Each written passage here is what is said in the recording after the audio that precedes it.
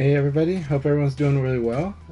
We've got a Tuesdays with Tricky today, but before that, I'm going to go over just a few things with Lao. Just for I've got a few friends that have been playing Lao, and I enjoy playing Lao.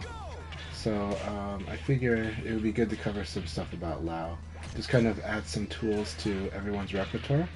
There's a lot of really powerful stuff that Lao does have, but I don't. But a lot of the developing players don't do it as much because I think they're in their comfort zone, which is very normal. They're at a very good stage in their Virtua Fighter 5 Ultimate Showdown development. They're at excellent points. They're playing quite strong, but there are some core basics with Lao that are really good, and I want to cover that. Just kind of cover some elements, and we'll try to keep it simple. We'll go through a few tools, and specifically, I'm going to use Wasakon's guide.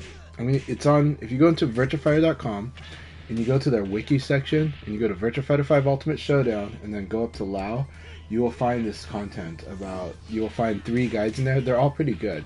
I'm specifically going to go with the strategy guide, I believe it is. It is the start guide, the Lao start guide, the one that you should start with, and this is a translation of Wasakon's content for beginners about Lao, but it's more of a break. It's not really for beginners. It's kind of for all Lao players. Wasakon is basically the best Lao player in the world. He is also the main commentator whenever you watch the official Japanese Virtua Fighter streams, like from Virtua Fighter ES. From VF Esports. Whenever there's an event, Sega will typically hire him as like the player representative and the person doing the analysis of the matches. So that is Wasakon. So let's go ahead and talk about that, about what he says in the guide. So let's see. We'll do the Yakuza. Why not? Yeah. I know I've got some interesting costumes. Hopefully this one looks okay. And we'll do it Lao versus Lao, because there's actually some stuff I do want to show that I might probably show. We're going to do a stage with walls, because with Lao, you really want to understand how to fight with Lao at the walls. And so I'm going to start with something very simple. When your back is to the wall as Lao, a really good throw, whether it lands or is escaped, is neutral throw. This is because, as you can see, the position is switched there, right? They switch positions, but also, let's set the AI to escape throws, okay? Alright, and let's watch what happens when our back is to the wall and we do a neutral throw. Same thing. So, this is a great way to turn around a wall situation, and honestly, a lot of times you're going to find a moment where they're either going to guard or they whiffed, in which case you can throw them right away, or they or even that like they're stepping or they're waiting. Neutral throw is really good. So for Lao, he can get out of the wall he can get out of this situation very easily, as long as he can land a throw, as long as he can connect, right? Because then the position has switched.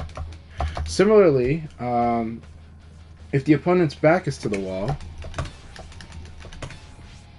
we can do a very easy basic combo. We're going to do forward throw, and then we're going to just do simply 3. Let me show my inputs. Okay, down forward P, right? Down forward P P P down K, right? Just that. That's all we're gonna do. So easy, works on everybody except Taka. Boom, right? Now we can see how much damage that is.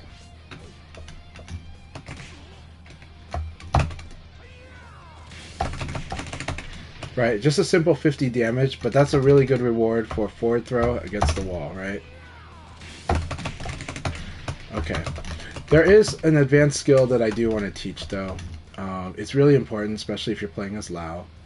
And so let's show again my inputs here. And that is crouch dash. Crouch dash is done down forward, okay? Like this.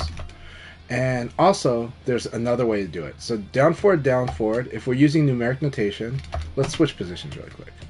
We're using numeric notation. 3, as you know, again, numeric notation is 1, 2, 3, 4, neutral is 5, 6, 7, 8, 9, and it always assumes player one side. Okay. So crouch dash 3, 5, 3, right? Double tapping down forward, or down forward, down, down forward. That's another good way, and you need to do both with Lau. You need to be good at doing both. So this is, and I actually like this method a lot, especially on player one side, right? Because he's got this move from crouch, like while he's crouched, 3P, right? But if he does standing 3P, it's like this. But I can do this.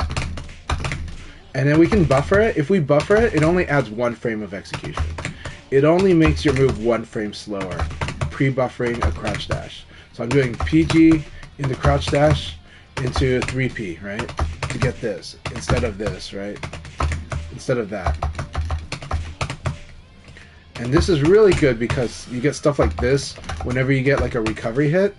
This move is really good if you know if they're gonna throw you. And this move is also really good when like a lot of Lau players, I'm going to show the weakness of these move lists. We're going to do this, right? That's 1 KK guard.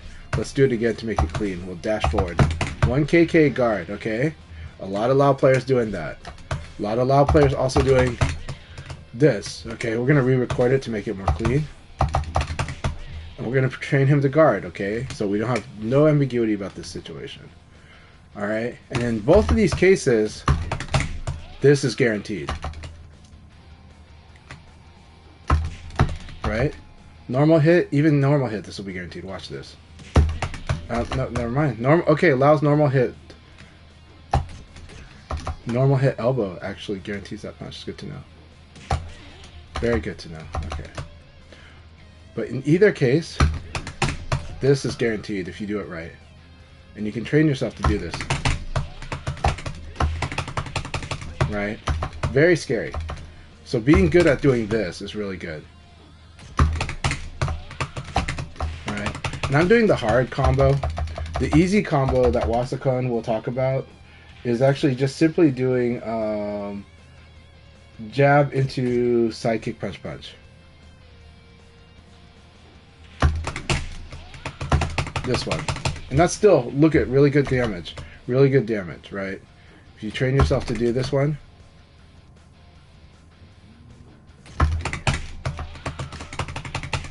Right? Into jab, sidekick, punch punch. Okay? And this is, as long as you get a recovery hit or better, this is really good. I mean, it's really, really good. Even if we train Lau to do this, okay, it would work on this. Let's do that again.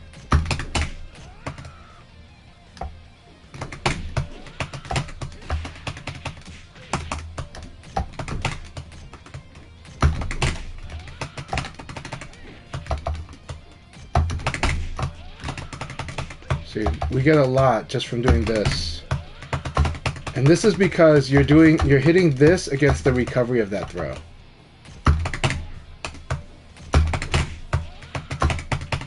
And so this is actually, if you get good at this motion, this is a really good anti-throw. When you like in your brain you just realize they're about to throw you, this is really good.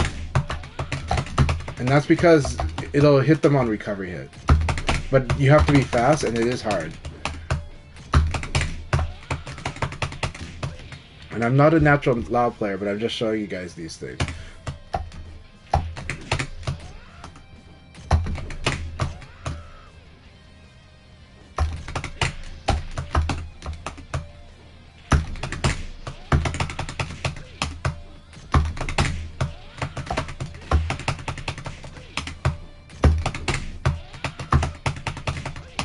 Recovery hit at throw.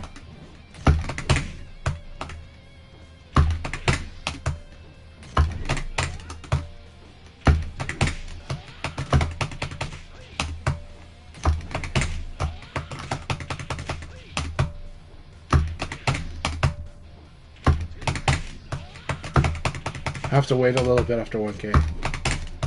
That's a little too slow.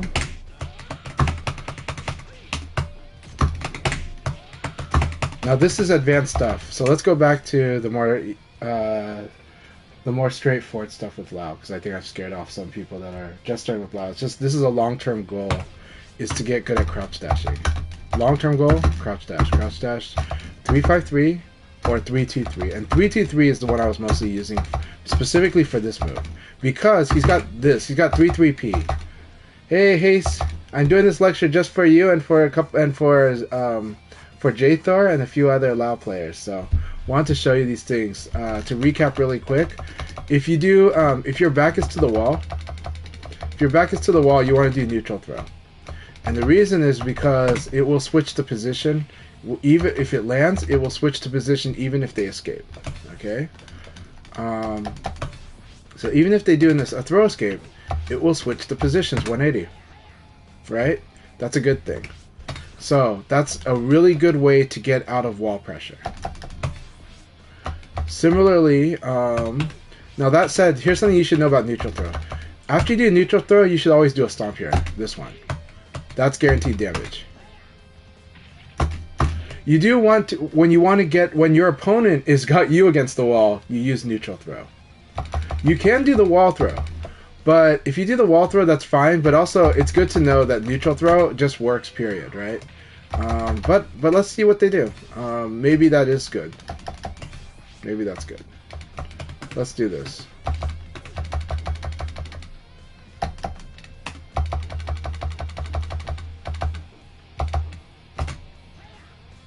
So this situation, if this escape happens, notice you're still going to be up against the wall.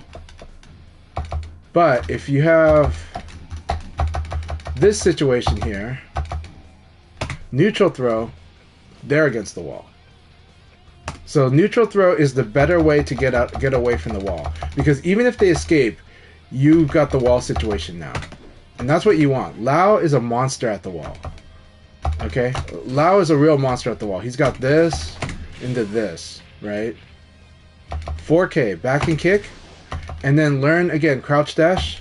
So I'm gonna do, he's got this move from crouch while standing kick, and you want to do a crouch dash into while standing kick. 3-3-5K, 3-3-5K. You can do it as 3-2-3-5K as well, like that. And if you get good at that, then you've got this, right? And then you've got back forward kick and guard.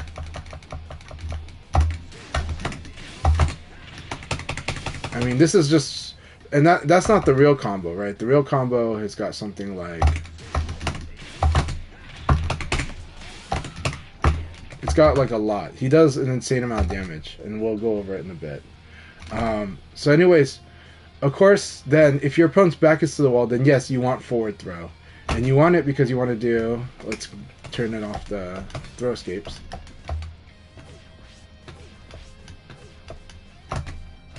Because you want to do into 2K, right? That, right? Very simple, easy damage. It works on everybody except Taka. So, yes, against that. Now, in general, back forward throw is your good damage dealing throw.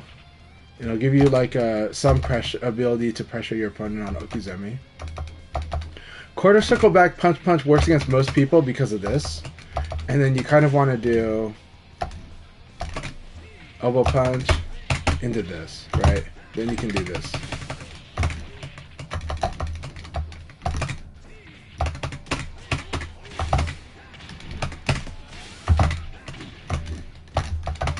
This is part of the wall stuff too. In fact, I think it's probably, let's see.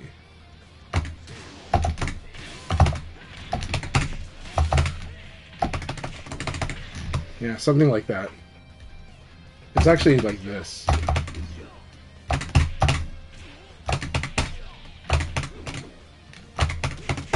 Getting good with this is really good too.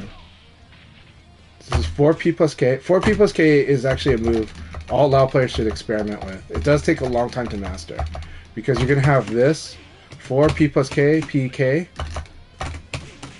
and then you go into Koke stance with this. And then you can do, the really powerful thing is this, 4P into Koke, and then you do down forward punch with Koke.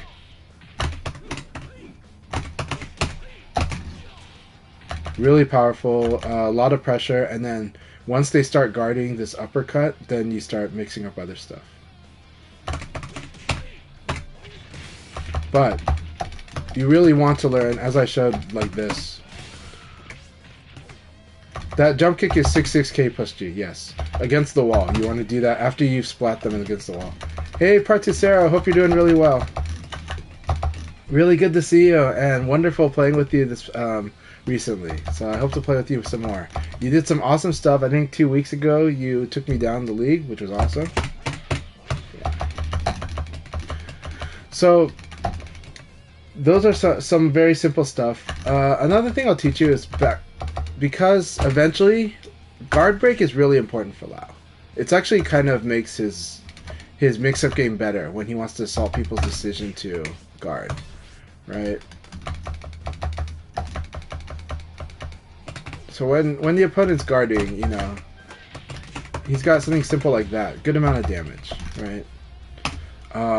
Guard break is just really good, and the higher level you go, the better guard break becomes because people start fuzzy guarding, and this will just nail them for fuzzy guarding. To understand part of that, you got to get good at standing palm. And the thing I want to show about standing palm is that with standing palm, you can use it as after guard break. You can also use it like after backdash if you know that they like to poke. If they just like to poke, short range, very fast attacks, right? And in VF, you deal with this a lot. You deal with a lot of people doing high jab, you deal with people doing elbow, especially when they like to do elbow. Then backdash into 4-6P is really good. You call it out. Now, it is risky for you. If they sidekick you, you're dead. You're going to lose like half your life from backdashing.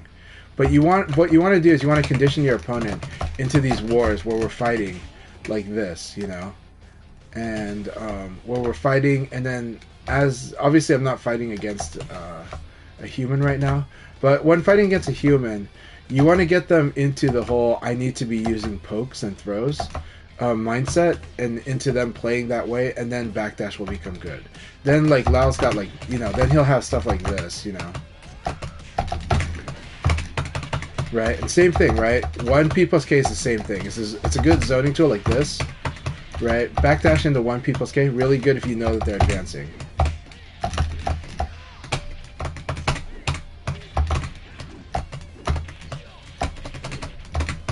And Wasakon also talks about how this is really good when you get better at hit checking.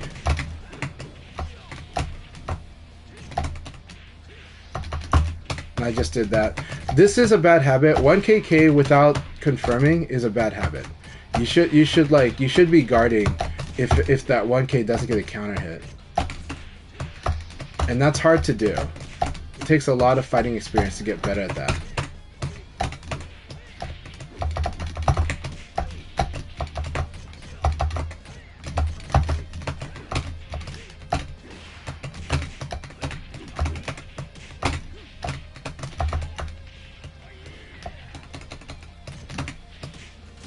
So now we're going to try to use neutral throw to get out of here, just as of training.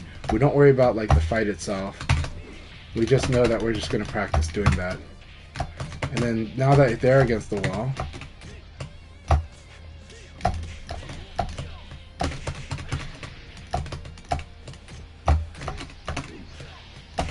I'm not used to inputting with Lau, it's not my normal character, but it'll be fine.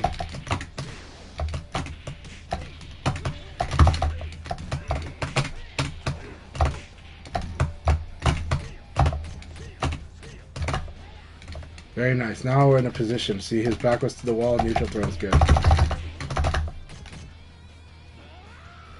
It's hard to know what the AI is going to do, and I'm not natural with Lau's options.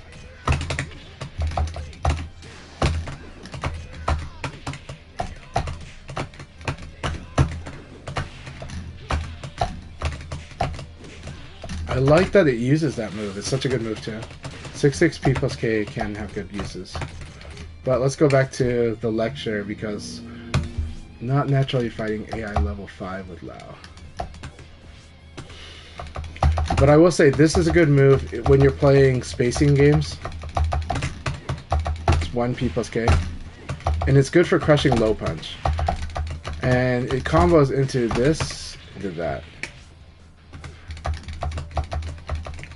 Similarly, if they like to do elbow or high punch, this is backdash into this is really good. That said, I do want more of the Lao players to use elbow. It's so good. Let's set guard and counterattack too. Okay. Here's the thing about elbow. If you do normal elbow like this, it's -5 on block. So, and it's hard to see when the opponent's going to block. So you want to just know that one of your default options is elbow into crouch dash.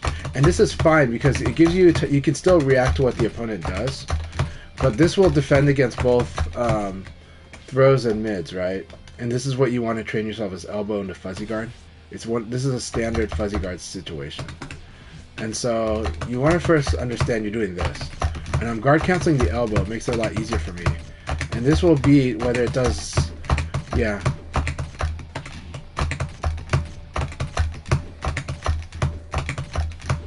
And you want to train yourself this. Set the AI to guard and counterattack 5, and do elbows, and then crouch dash when you don't know what the AI is going to do. I will move on from this in a second here. So right now, the AI is set to just block and counterattack with like throw or mid, right?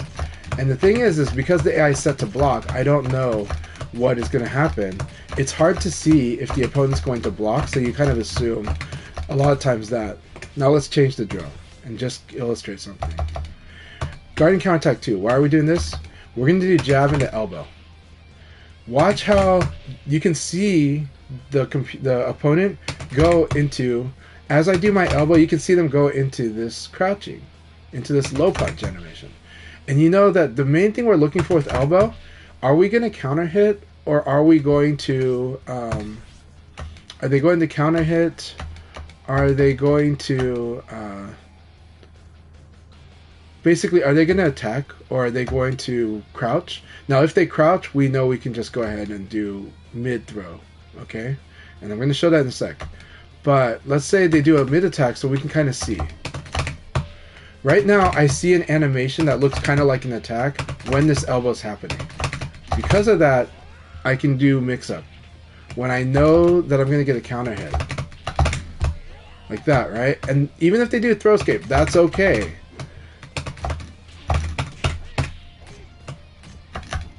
Let's reset the situation. Right? So we know that we're training ourselves to see this attack as the elbow happens, and then we go like, oh, it's going to be a counter hit, so I can do a throw, or it's going to be a counter hit, I can do that, right? That said, he does have a guaranteed here, but that's okay. If we want to be more safe, actually this is kind of hard. This one won't work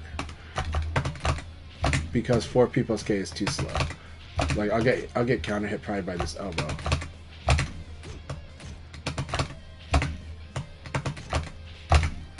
Okay, the AI is set to guard anyways.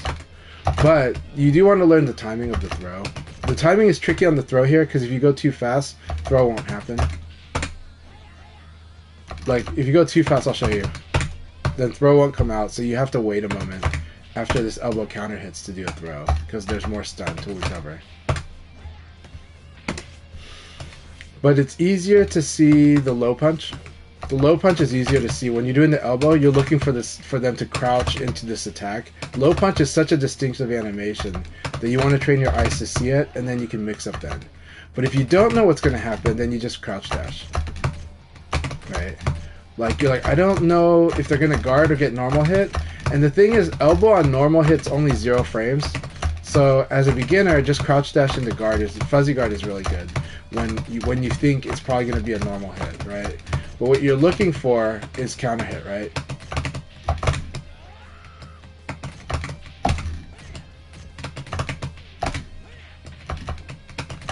But this drill, the drill for setting the AI to low punch, has more to do with wanting to learn how to time this throw after elbows counter hits and to throw. And you should practice it because the timing can throw you off.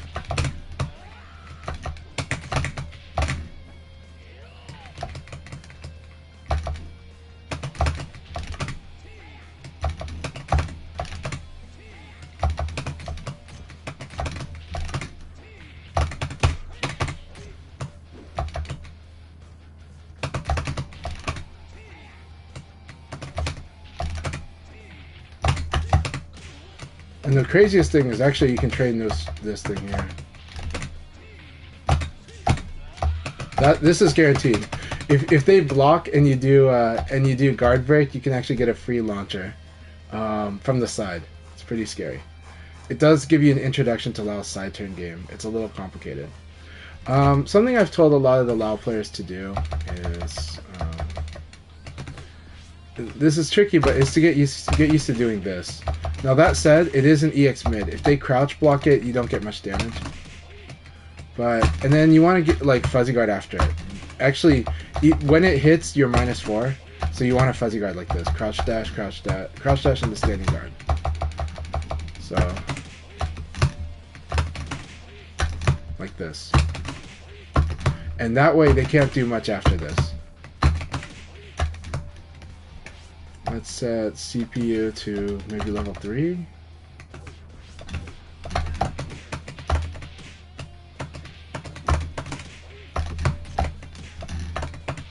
And the goal is that you successfully defend and avoid throws after doing 3-3 PPK. And then we just watch the opponent, what happens there.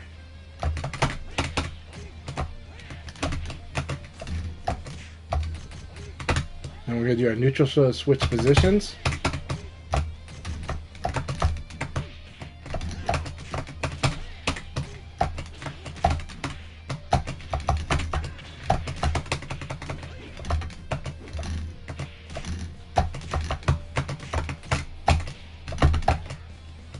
Now we're going to practice our elbows.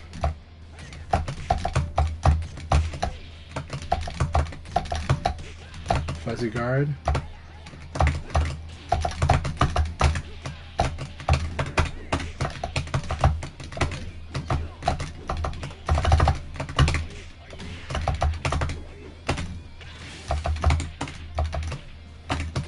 And then we have to remember that 4K is a big goal. So there's a lot to work on. Right. That's cool. Sidekick was good there. Remember, that's going to be what we're going to work on against the wall, is a 4K into wall standing kick, which you have to crouch dash to do.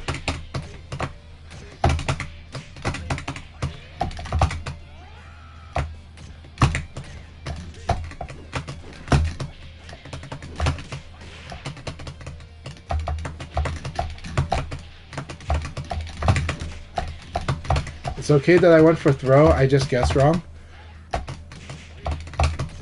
And guessing wrong is not a problem if what you did was a good option. So that's something that you do have to learn in VF, is just because you lost the situation, understand, did you lose because you did a bad option, or did you lose because you did a good option but they guessed correct, but they guessed well, or they guessed better than you did. And that's okay. We can accept those.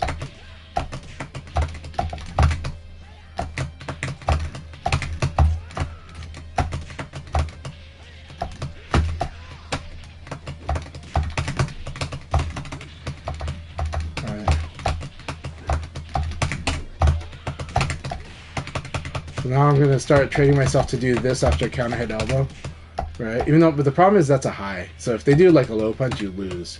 That's what makes this this is more of a tool you should use. It's a more advanced tool because you're using it as on a recovery hit situations, but it's still good to learn because it'll lead to stuff like this.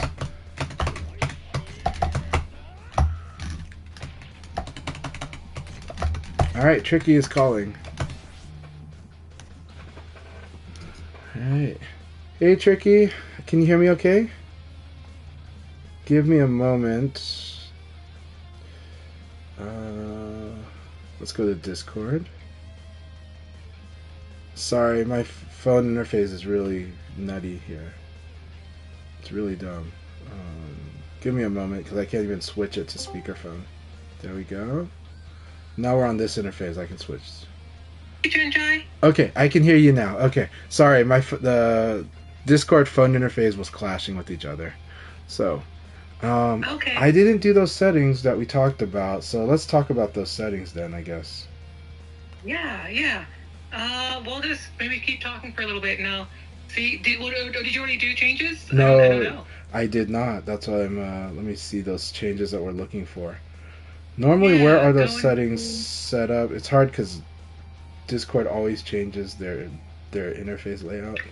I So, know. I know. what setting was am I looking for that you had mentioned before? Do you remember? Go, yeah, go to your settings menu, and then go down to voice and video. You know when you're there, and then I'll kind of we'll go from there. Okay, I'm voice. not an expert. I know some of the things to look for. Okay, so I'm in the voice settings. It's got its own settings in here. Okay.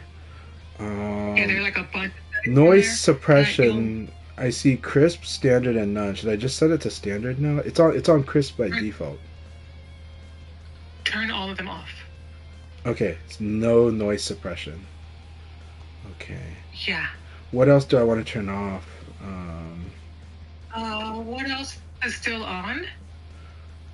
I'll turn off the crisp stuff, even though crisp is disabled. Yes, turn off any. Okay, good. Yeah, yeah. Crisp is a noise suppression thing, so turn that off for sure. I have mine off because I had the same problem. Okay. When I would listen to my stream, when I would listen to myself speaking on your stream, when I had when I had crisp on, which is a noise suppression thing, I heard my voice dropping out sometimes mid sentence or like mid word, and apparently crisp is supposed. I would keep on advanced voice activity, automatic gain control. Those things are fine. They're Okay. So on the sensitivity, you wanted auto sensitivity is what you recommended?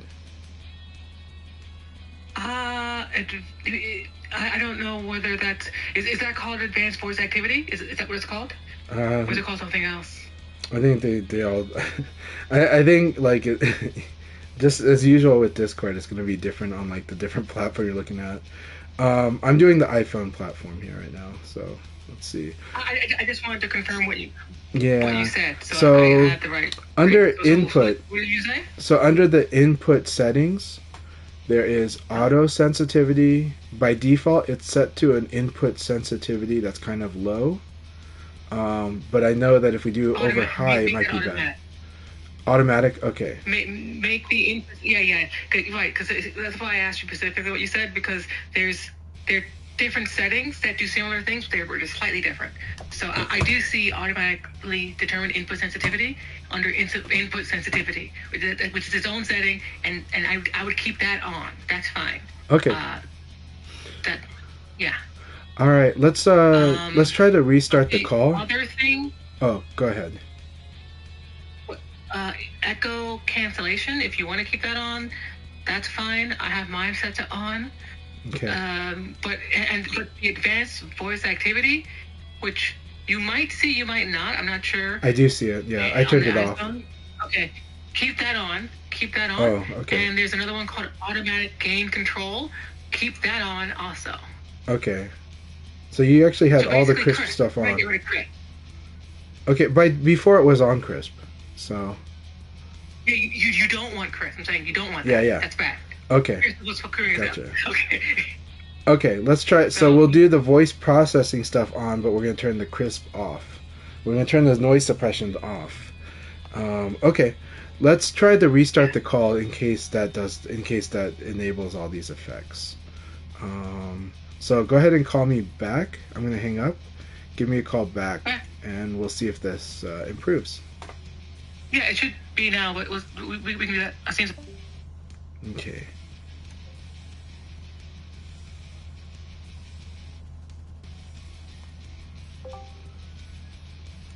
Okay. Oh, I did it All right. Okay, here we go. All right. So how is it sounding? Is it sounding okay at the moment? No, it's sounding better. What other settings were potentially changed other than crisp just now? Okay, well we had set it to auto sensitivity instead of to the default input sensitivity. Okay, so I just wanted to change. Any other changes you made just now? We took noise suppression and we set it to none. There's 3 options. There's crisp, which we said not to do. Yeah. We went to there's standard and there's none. I'm on none. Yeah, no noise suppression. Okay. Keep that off. We do have. That's what's cutting your voice out. Okay, we have echo cancellation on.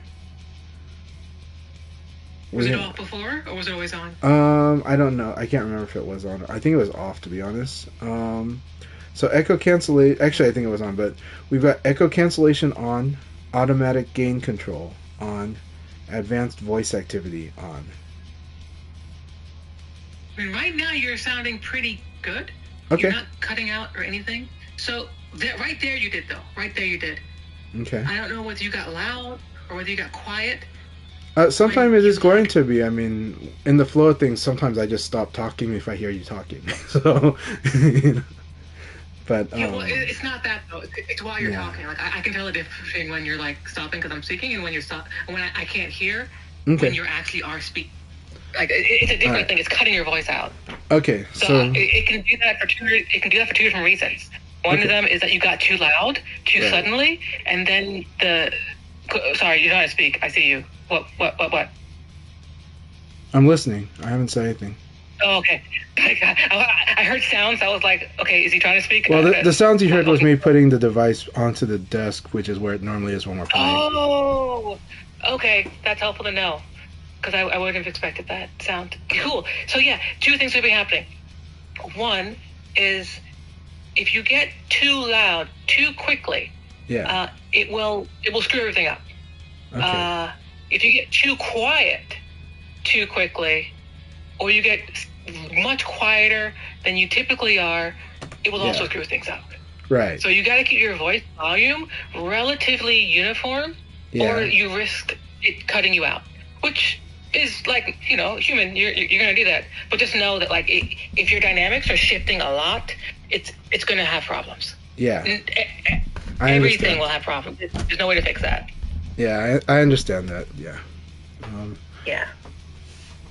But right now, I guess I'll have the phone's mic aimed more at me, but I've moved it slightly away. Well, not right now. Right now, I'm changing settings while I'm doing that. Just a moment here. Yeah.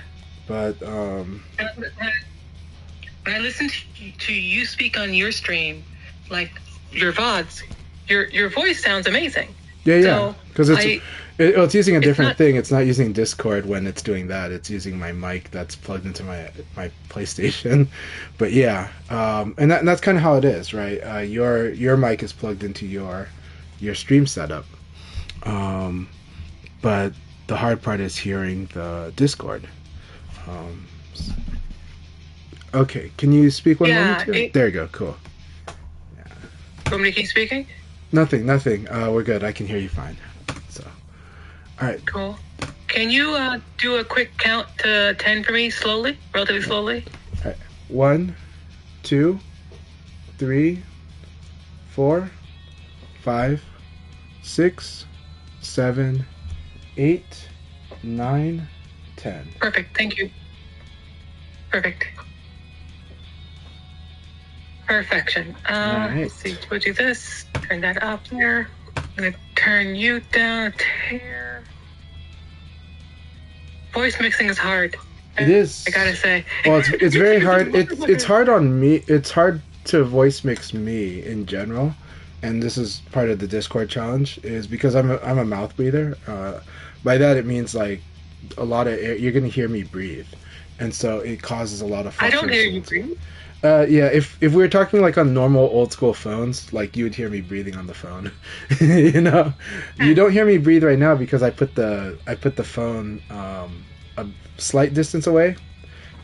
Like just under a foot away. Yeah. So. Yeah. Hi, gamer boy.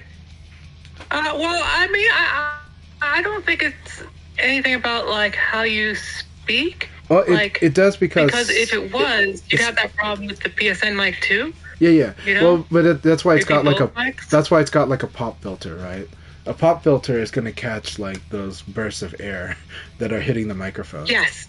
So whereas when we're doing Discord, I'm doing it from the speakerphone feature of the phone, and the reason for that is because I don't have a mic set up into the Discord, and Sure. Yeah.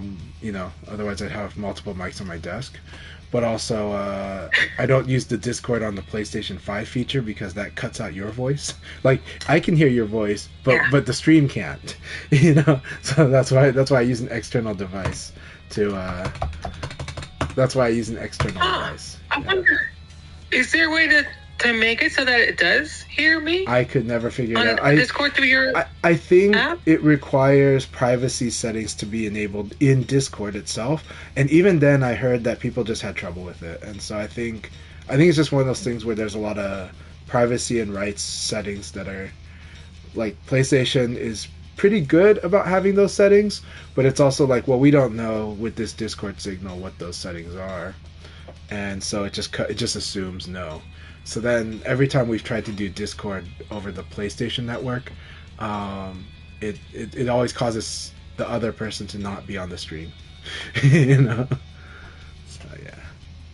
So it'd be like your audience wouldn't Well, hear me and my audience wouldn't hear you, but we would hear each other. Yeah.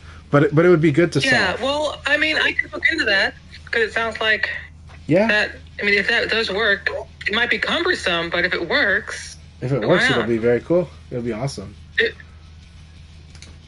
Yeah. I mean, if it's possible, I'll look into it. I'll look into it because then I'd hear you just like everybody else does, and my stream would hear you just like everybody else does too. So it's not just me having a hard time hearing you. My stream also has a hard time hearing you. So I agree. So it does you a disservice I understand. Yep. in my box. Basically, I want people to be able to Thank you. hear you. I know. I like everyone to hear the full conversation well. So yeah. Fortunately, your voice comes out wonderfully on Discord. So you know. Let's see. Yeah. What comes out wonderfully in Discord? Oh, I said your voice comes out very cleanly, very nice in Discord. So. Oh, thank you. Yeah. Yeah, I mean, it sounds nice through the Discord. It doesn't sound so great through your speakerphone to your microphone, but you know, it sounds well enough. You know, it'll survive. Not gonna die. Yep. But, Yeah. Yeah. It's It comes out clear, but of Okay, course nothing will be perfect. Yeah. I'm just being silly. It comes out just fine. It's a perfectly acceptable way to do it. That said, So I saw you were doing some Lao stuff. yeah, just you know, we've got a few newer players. Well, we've got some players who are developing. They all come in with some good skills, but I wanted to cover over some Lao stuff to show them and say, hey, you should start thinking of adding these to your game. Right now, they're still kind of playing that quota, you know, like that developing player mid-long range, and I kind of want to show them actually you want to get stronger at playing close up with Lao. And I showed him some simple stuff, mostly from Wasakon's guide, you know. So Nice. because Wasakon is, you know, arguably the best Lao player in the world. He's the main commentator at the Sega events, and his guide is really good breakdown of how one should play Lao. So yeah, just kind of put him in that direction, but I did try to start them with Awesome. easier stuff.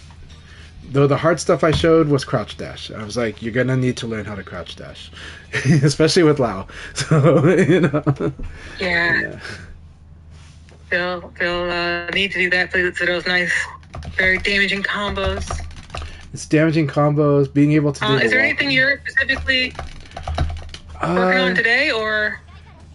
No, you know, I think it's just general play now, and it's really we'll see it as we go.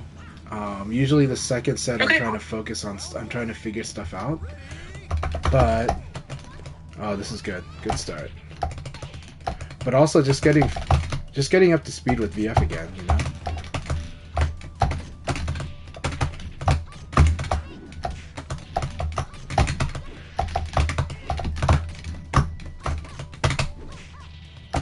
So throw becomes very risky there because of my back to the rock zone. So better risk management. Ah, mother. Fuck.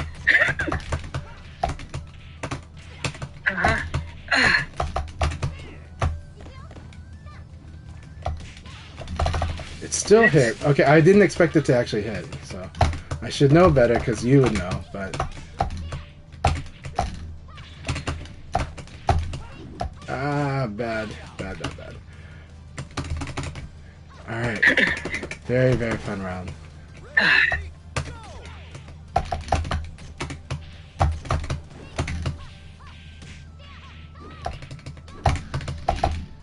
I like that. I forgot that that option exists. Okay. Okay. Bring out, maybe. I'm not dead, so that's okay. Oh, so risky. Your risky's getting you killed. Yeah, both it is. These last two rounds. It's okay. It's the first game is usually like that, so it's reminding myself. Yes. Yeah, that second round, the end of the second round was a great example of it. Mm-hmm. Okay. Of like how, if you played a little safer, you would have won that round, and because it opens you up to so much damage. But it's not always obvious, right? Like you said. So nice.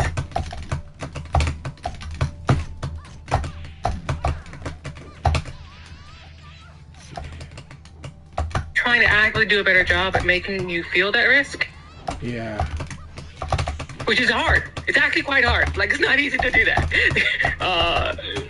It's not trivial to enforce. Oh, fuck. I gotta fix my stick. I forgot. Okay. I'll do it after this match. All right.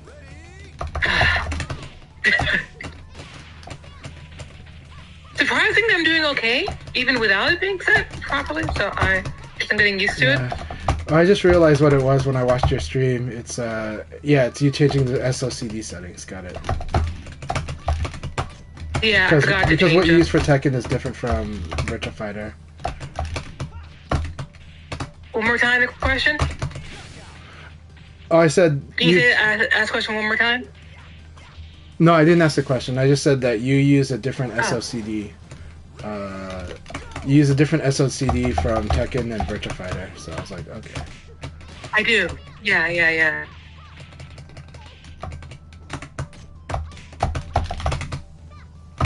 They punish. They better punish. Nice duck.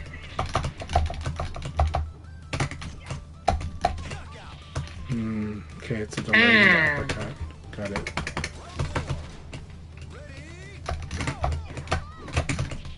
Too far. And too slow. Too slow for that. What is that on block? It's punishable at least by elbow. We've said it many times, but I think it's actually as much as 15. But it's just that it's crouching. So. Weird. I'm trying to... Oh, so he's considered crouching status during that? Well, yeah, he's way low to the ground and swiping you. Yeah. And you blocked low. Yeah. The KK? The kick? No. Kick. No. I was talking about this. So, because when you asked it, sounded like you were talking about that. Okay. I was talking about a different move. No. We found it. Yeah.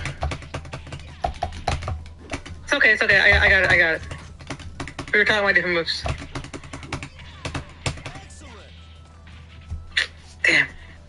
Okay. Remember, full circular. The second kick is full circular. Yeah, I was making a read on that.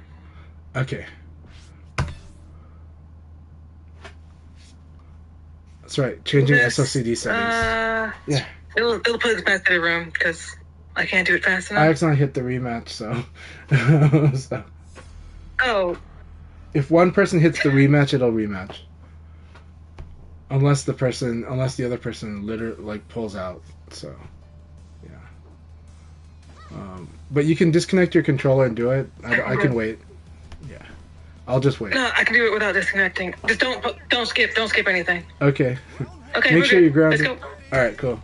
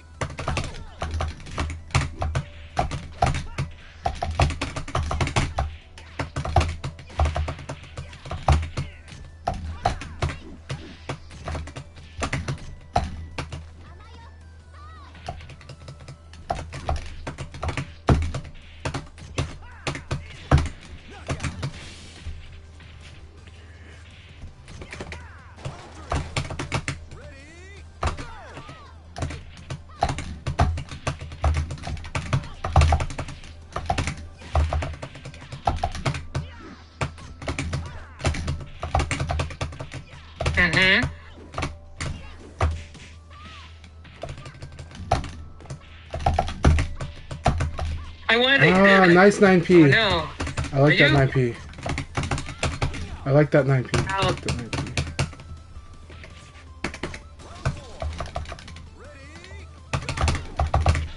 9p. Almost. I thought I got it. That was really beautiful. Okay. Can't do it there. I like how that step in delays. It's like...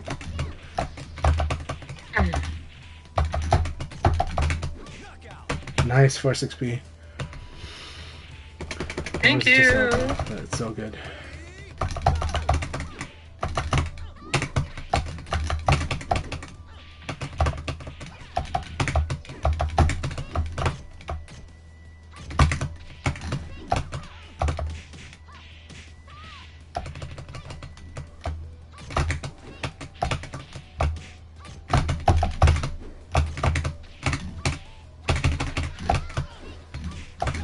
I thought I hit evade, but I didn't. My hands like froze. It's good. It's good. Good.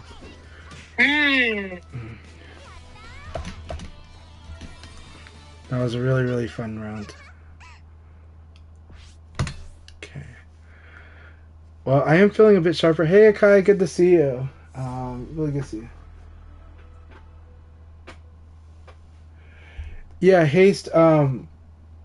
While standing kick is a little tricky because yeah, if you still have the down forward direction held at all, you're gonna get the side kick. Hi, Guy. And Chat, now let it's me know if Strawberry. my Good to levels see are you. okay. If anything's sounding bad, let me know, please. You can fix it. Yep. You're sounding great on my end, so. But you always do on my end, so.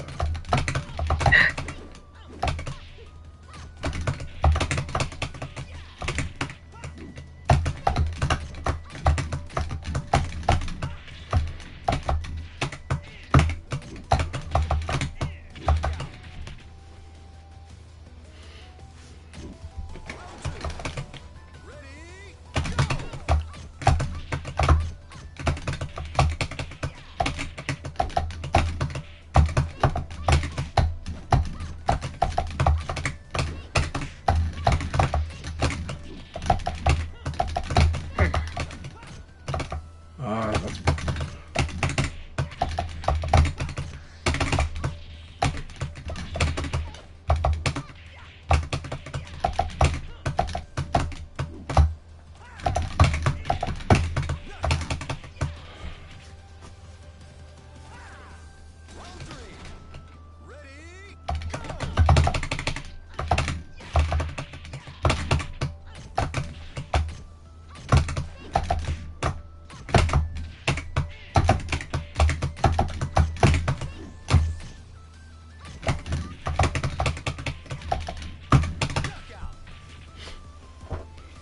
I had to guess that.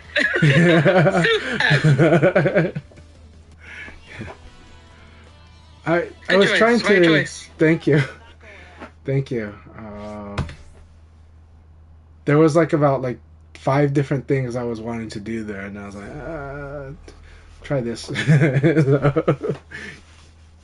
Made the right one. Made the right choice there. Good choice. Good job. Thank you.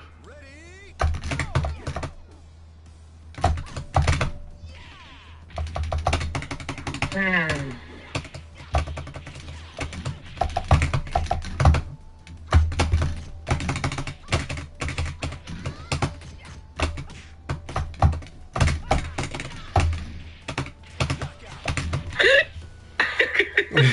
I got what I wanted, so I've been working on trying to get that in. It's really good against you, but it's really good near the wall. But eventually, I'll get the wall combos.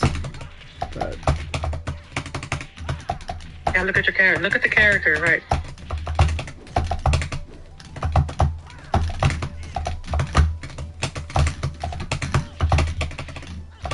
That's what you wanted. Okay.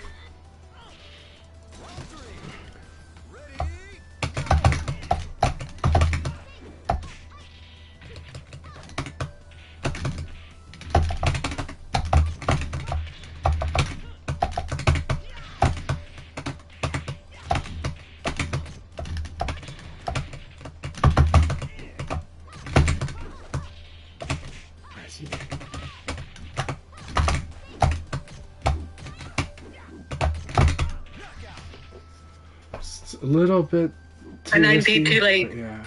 The hair too late. I was just like, that sweep was a I little hit it, too I hit it, but it was too late. risky. It was good sweep. Good sweep. No, but if you had that 9K, I'm dead. So it's like I was trying to 9P, but I was just too late. I was literally too late. But I hit it. So I'm glad that I like tried to react to the 9P. I'm glad But to it was just know too slow. that was too your slow. option. Yeah.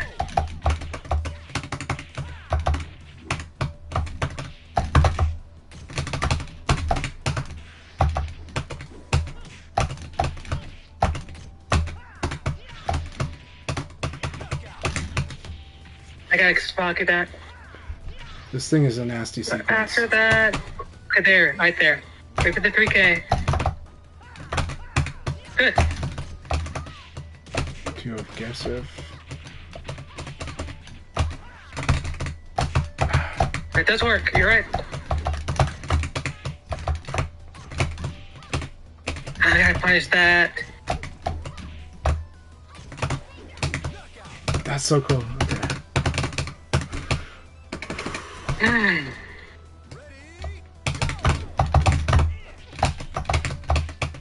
Hey.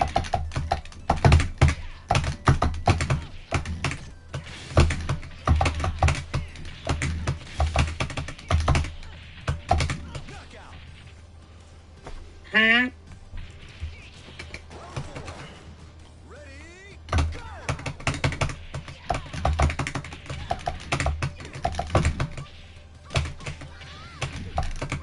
Okay. Oh, that would be cool. That damage. First hit. That was great though. I was about to regret not doing max damage there. Oh, with that hammer fist thought you might one, live. one on damage. Yeah, I was like, oh, you might not die here. Crap. Yeah, that was so good. That was max damage.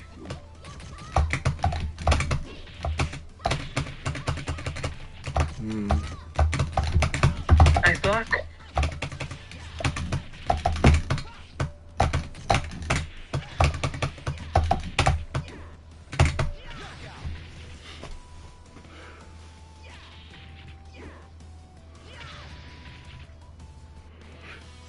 So was the attack animation triggering your evade response there?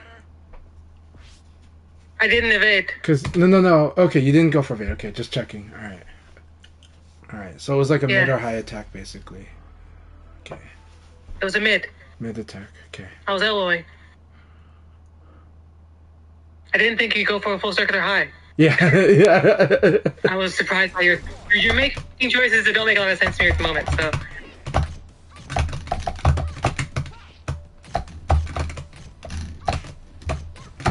Oh no.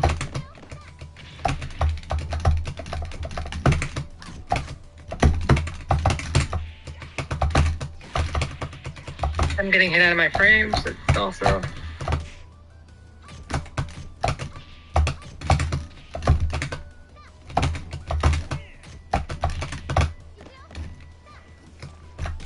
Yeah. I can't duck this at all.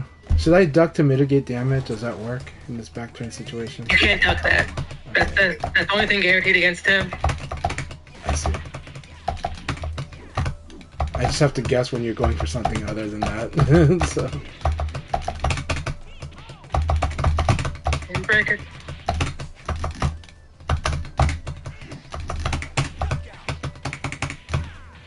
Oh, I'm surprised you can get away from that.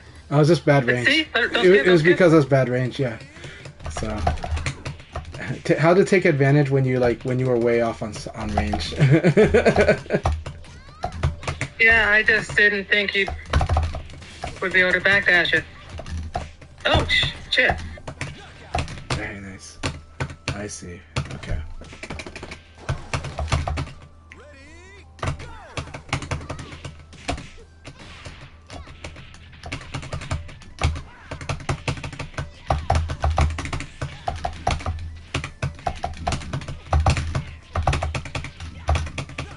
Dashing. Almost full screen ring out, right? full ring out.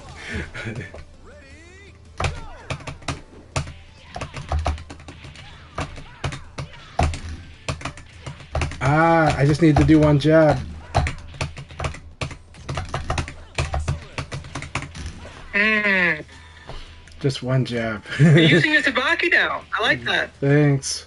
Well, I've been trying to get a feel for when a possible high comes out. It's hard. But I've been wanting to work on it. Does it only get high punch? I've been trying to. Well, I've been trying to land that thing for a long time. Today's the only time where I'm actually landing them more. So, yeah. Well, does it land? Does it only get high punches, or can it? I thought it can get mids too. No, that specific Sabaki only highs, but it can do full circular highs. Yeah, yeah. Only high punches and elbows. So high Sabaki. Where's it Sabaki? Yeah, high punches and elbows. Just high punches or high kicks? No, well, high punches and elbows. It will lose to kicks. High punches and elbows. It will lose to kicks. Yeah. Just confirming. I can't always hear you, right? Okay. High punches and elbows. Yeah.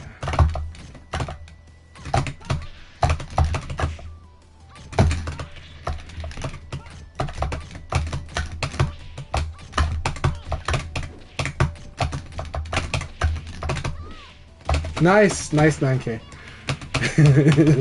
Thank you.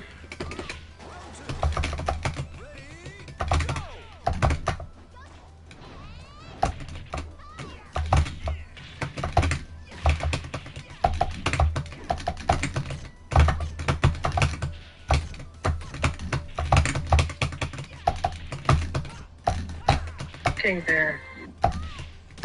That should be a ring out. Yes. Okay.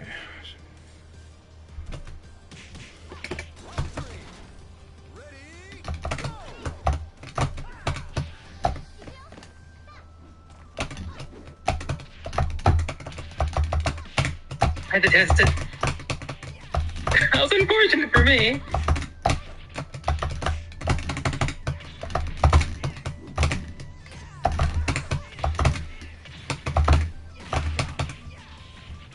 Nice. Thanks.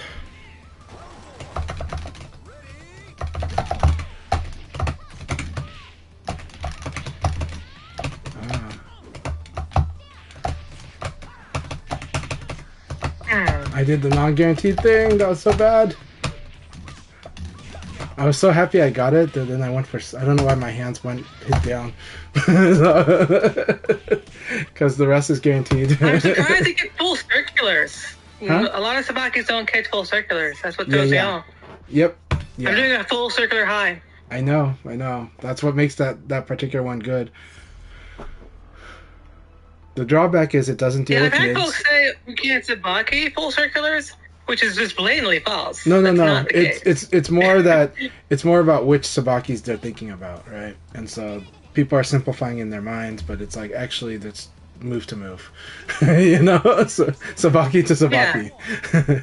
Right? Like Brad has got like a mid kick Sabaki. He can't Sabaki high kicks, right? So you know, it's like I didn't realize that like high kicks don't work, or high kicks will beat his kick Sabaki, right? So. Yeah, it's just a mid kick Sabaki, just mid. That's all it gets.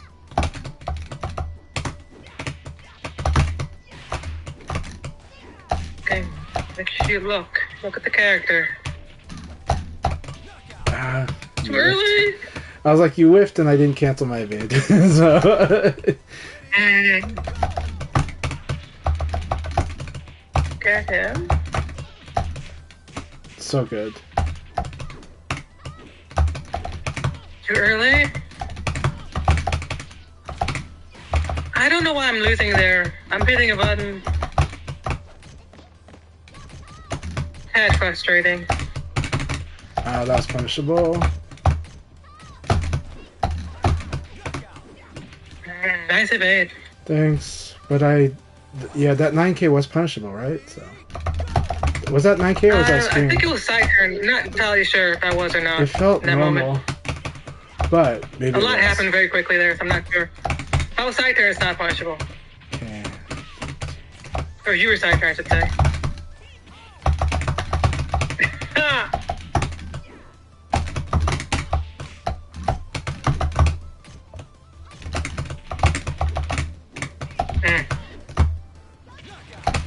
Nice. Neutral's always lethal there.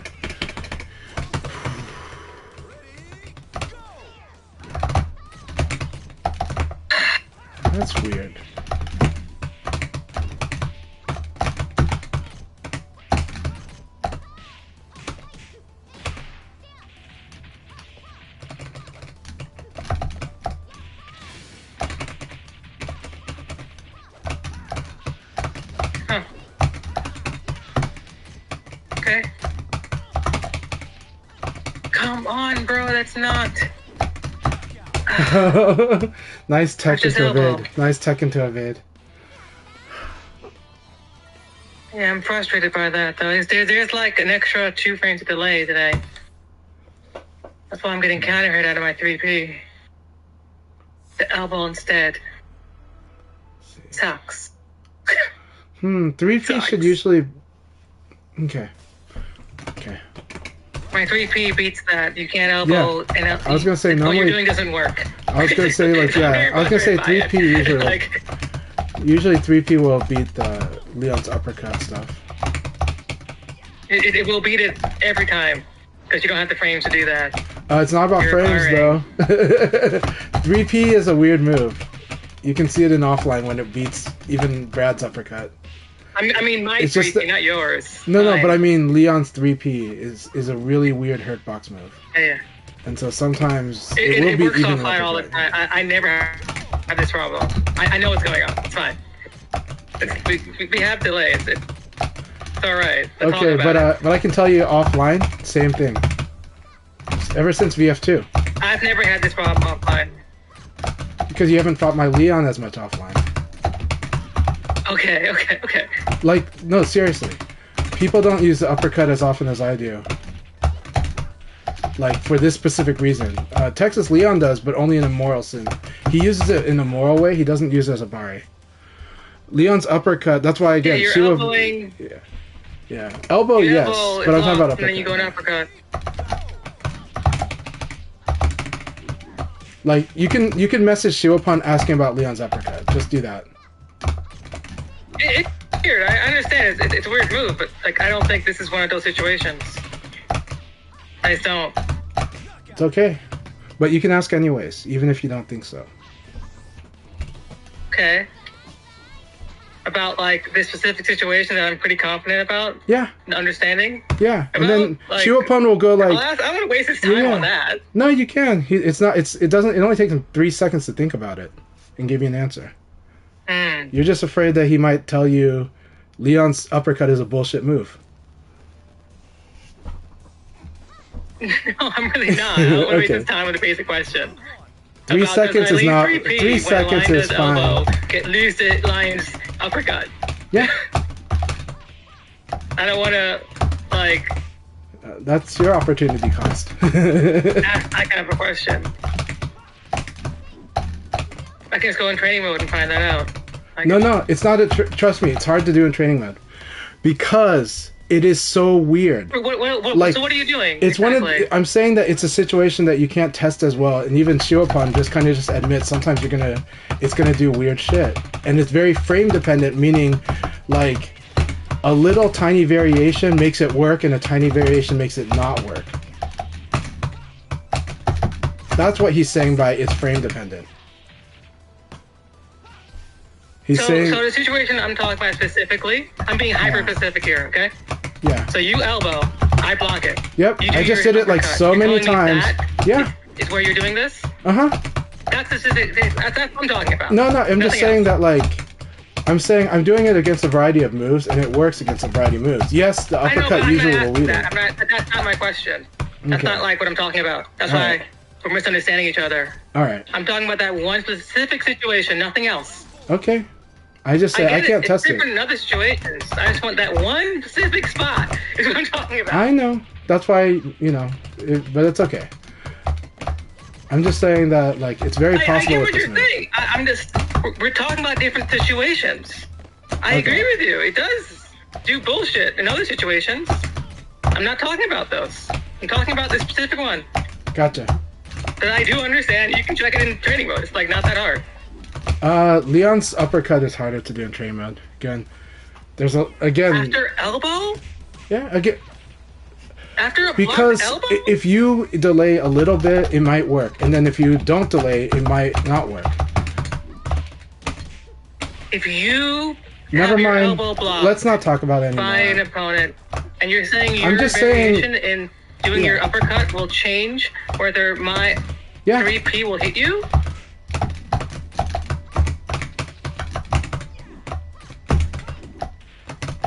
I'm just saying if something's off by a little bit, that uppercut will just work a little more, or maybe not. It's the variance is really strong, right? That's what I'm saying. But it's okay. Like, it's okay. I don't want to fight over it. Offline, I have to explain to people, like, why did that thing work? Over and over. And it's like, but it's okay. It's okay. Because we're talking about different things. Yeah, sure. A little bit. We are, but I'm also talking about a move that notoriously is hard to lab. Because I'm not asking those other things. Okay. That's why we're like having an argument. Yeah. I'm not asking about that. I'm just saying it's possible. I understand it's possible, but that's not what I'm asking about. Yeah. You just answer the question, and like we don't have to argue about other stuff. I agree with you on the other stuff. You're saying it's possible except this one situation because you're saying you've labbed it. Except there's so many times where it just works anyways. Yes. That's exactly what I'm saying. Yeah, but I'm telling you, this is a move that has, because of its hurtbox property, is one of those things where there's enough variables to make it a little chaotic. Even in situations that look less chaotic. Mm-hmm. And when you have to deal with that, it's possible. So you labbed this situation with the elbow thing? No. I'm just saying that I've done it enough times against people to win. And it happened to you like 3 times today. Yeah. It happened like multiple times. 3P. Yeah. Now. I'm using a slightly faster move. Yeah. And sometimes that'll work and sometimes it won't because it'll depend like move to move, frame to frame. Right, but in one specific situation it won't vary. It works in certain situations, not others. Correct. I'm only doing it in situations where it will work. Okay. Like that, there's no variability there. But then you're like, why is it working? Why is what working? Never mind. Well, in it's other okay. Situations? No, why is it working that one situation that's upsetting? Why are you getting upset because it's working? But your determination is that it's got to be the lag. You're not answering my question, then you're like giving me we're talking about something else. I'm like, dude, I'm not asking about that. Okay, then we are. That wasn't the question. Then I apologize for misunderstanding. Okay, yeah. Because I still don't follow. Hold on. I understand. It's okay. It's okay.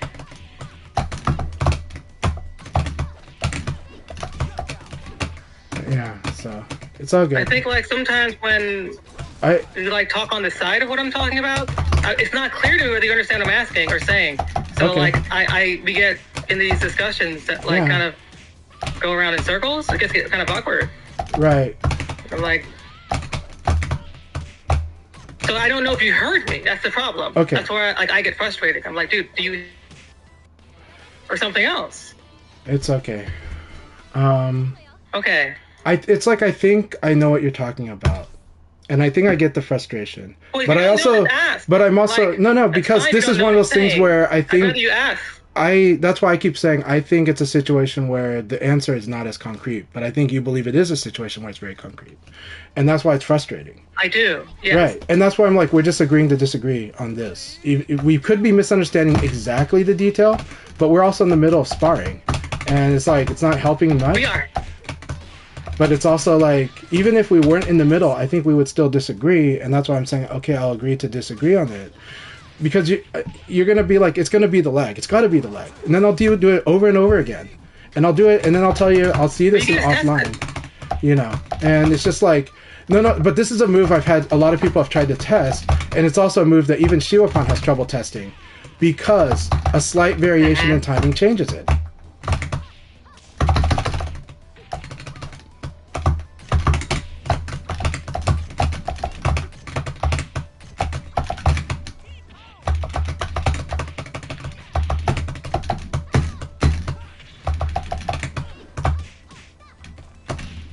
Nice. Thank you.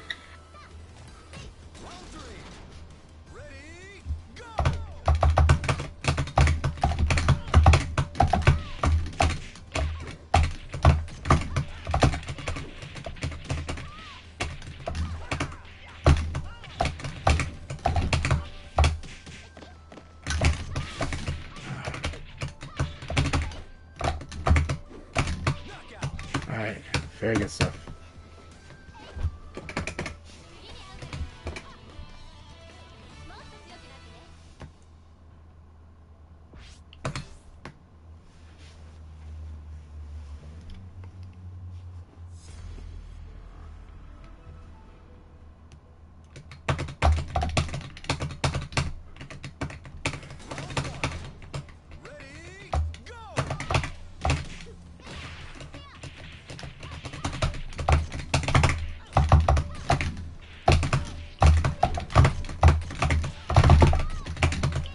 Just punish that. Okay, it's not crouching.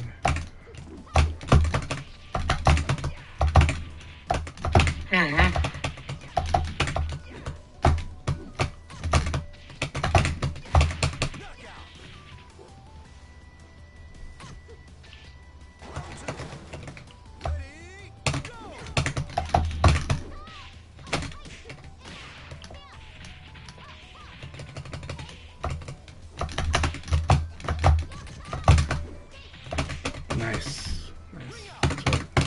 Thank you. That's always really risky there.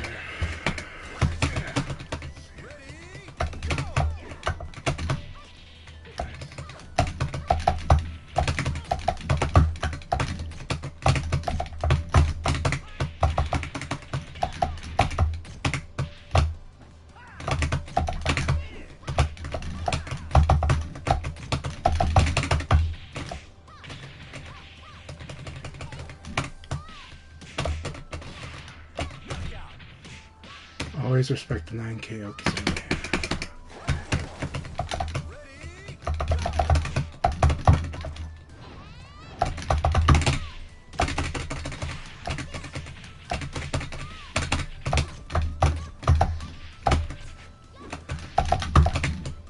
Nice.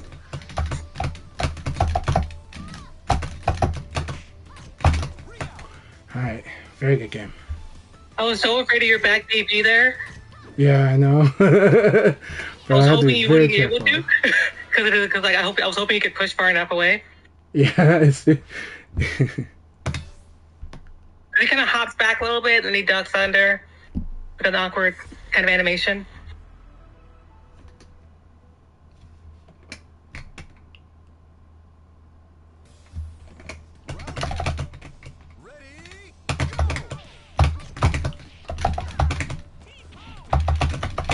Nice. okay.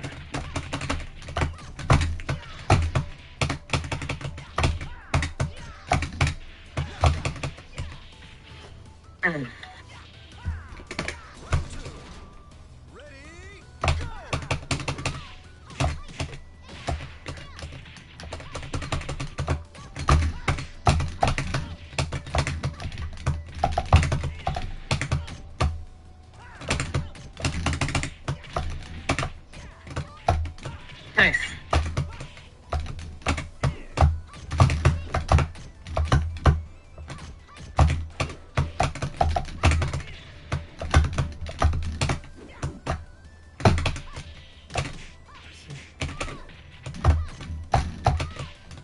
Okay, very good.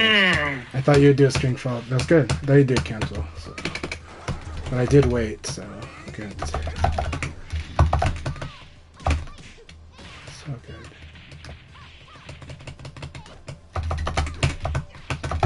Nice.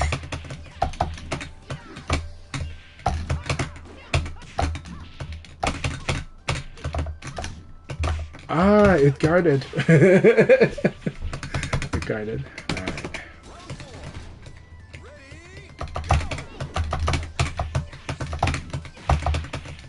Alright. Big wave punish.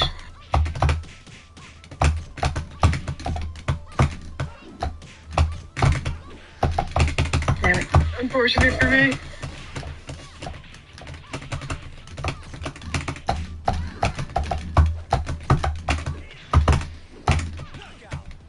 Very good game. Very fun set. Yeah, good set. You're Set. giving me a rock run here. Making it hard to hit you. I'm trying. But but I enjoyed that very much. Let's see here.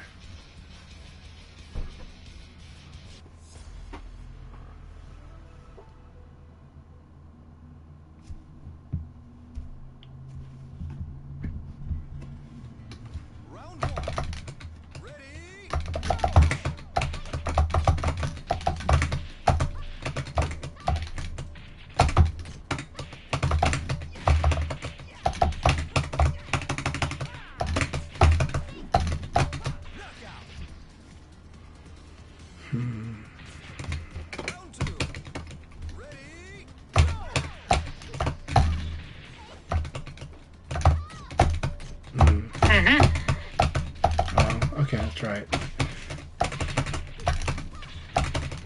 Set up. What was that? I heard a weird... Was that you? Okay. What? I heard like a robot sounding like set Nothing. it up. Okay. Oh, I didn't. It might be my sound system, potentially. Okay. I am playing some electronica. Sound Oh. Okay, yeah, so sounding that... things in the background. Gotcha.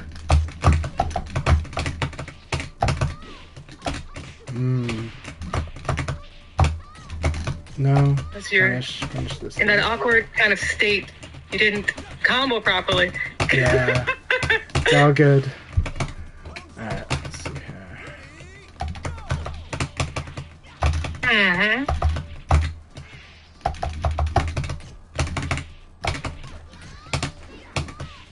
Oh god, that's it. Ring out. No? You're probably fine. No, you're fine. You're fine. I had to change the combo, 9P. Alright, I need to watch the and 9P. I wasn't sure where my body was, so I couldn't change it on the fly. I see. It's really hard to change combos on the fly, like It is. when I'm not entirely. It's hard. It's just hard. Well, It's hard to do. it's hard in that situation specifically. It's really hard. Yeah. When it's a ring positioning thing, it's like, oh, yeah, it gets really, really tough. Because if you're wrong, you ring yourself out. Like, so you go from winning to losing. You know? Yeah. So Yes. you have to be right. You have to know. You can't just like wing it and expect to be consistent. You got to know exactly. This is how exactly this works. This is why I'm using it the way I'm using it.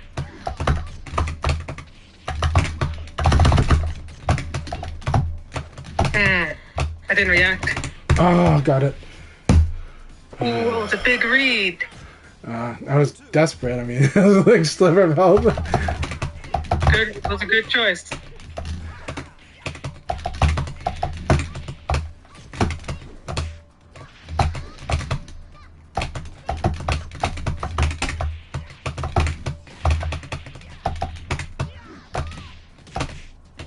Live that TG. The same. Dash up, not you kill.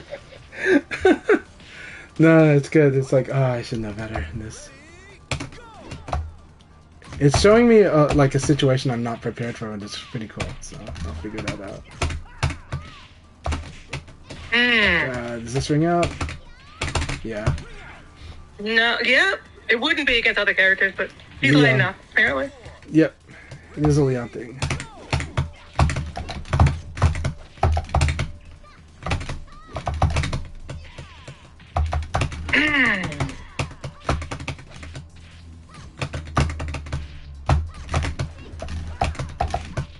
Love that 9P there.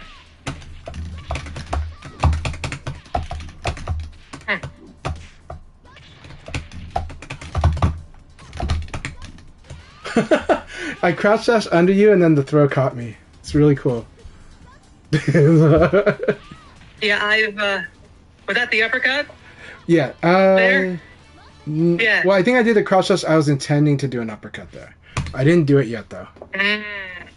But Yeah, I've seen that 'Cause throw interact in that kind of a way against a couple of lions. Like, he gets down for like a few frames and he gets back up. yeah, Her throw would catch him out of some of those things, some of the time. it's because of it's because of his hitbox being behind, right? Like further back. Yeah. So it's like that's pretty cool. Right.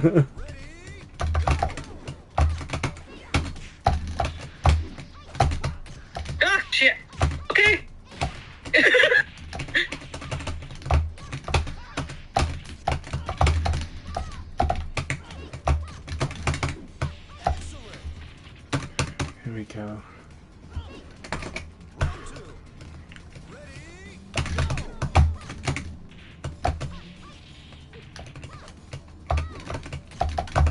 Nice waiting. Oh.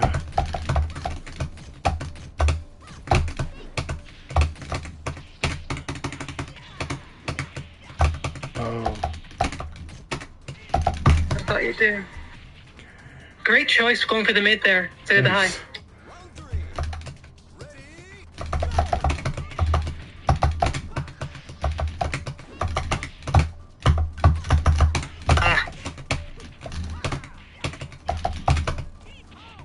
Nice. Oh, that's unfortunate. That doesn't work. You know that already.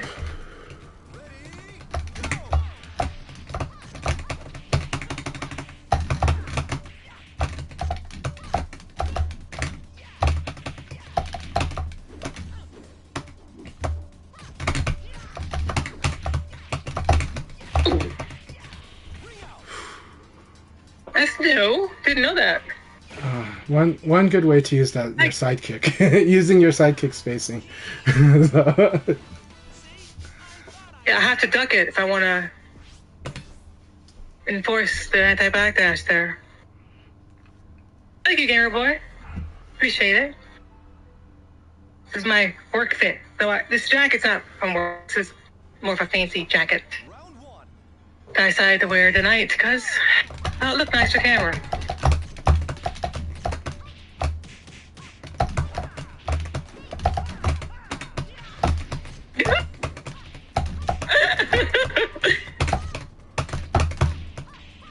I was too slow.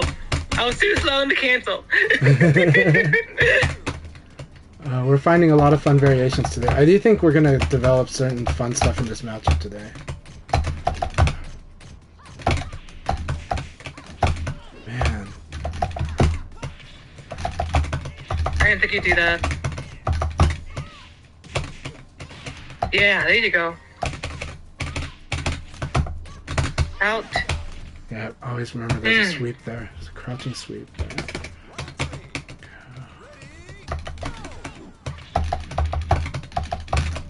Okay. Okay.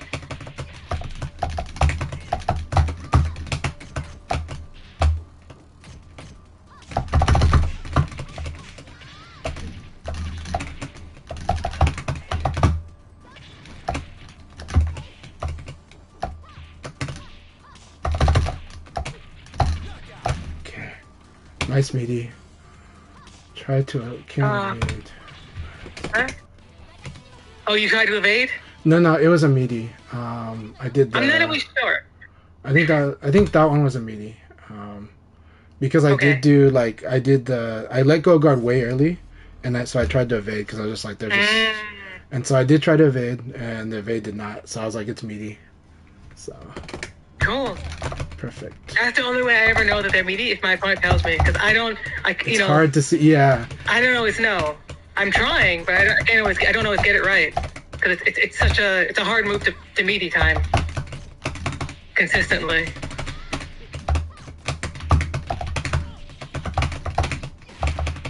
Call me out. Yeah. Oh, that was too risky. Though this was this finisher is too risky though. I need to do something something that was gonna push you without getting blown up. Mm-hmm.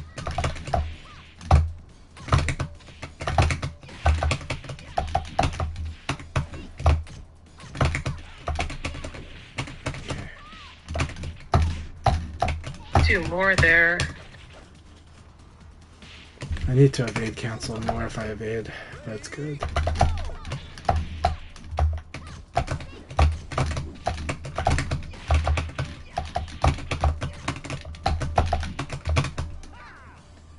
How fast is that move? Good shit. Okay, finally. And then just okay, but do something that's going to be equitable. Yeah, you need to punish it. Yeah. I was like, he's not punishing it. I'm just going to keep doing it until he does something. That was his punish. But a better punish is 4K. You know. Yeah. Like, this is really hard to do. How many frames? 17? It is super hard. Is it 17 frames? The attack, yeah, 17 frames. It's like a regular knee. Yep. Minus 17 on block? Or minus 18? No, 15. Yeah, that's why 17 4-4K. frame move. Yeah, so I did do the punish earlier, Like but Jeffrey's- it's, like Jeffrey's Leon's knee. punish sucks though. That's punishable. That's minus 13, right?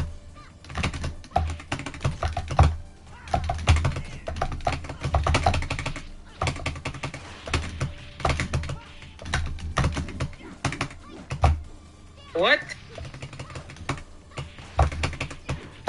I was too late. Damn it.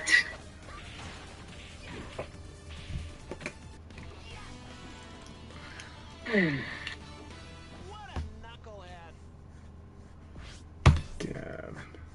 So I punish for 9K is freaking eye poke PK. Okay. Yes. It's so hard. You could do 4-4K, but I have to like premeditate that. It's too hard.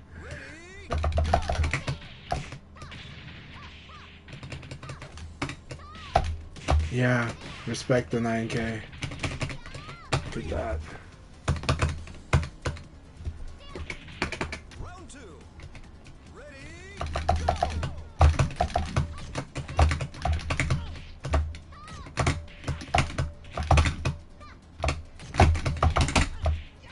Mm. Round 3.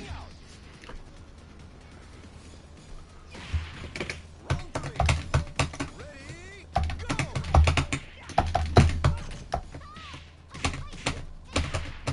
I didn't believe.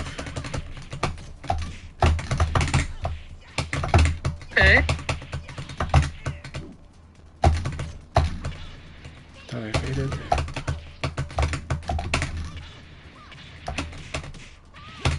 Nice. Man. Round 4. Ready, go! Thank you. Oh, nice cancel. Surely.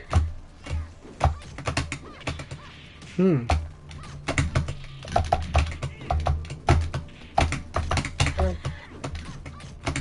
No. Oh.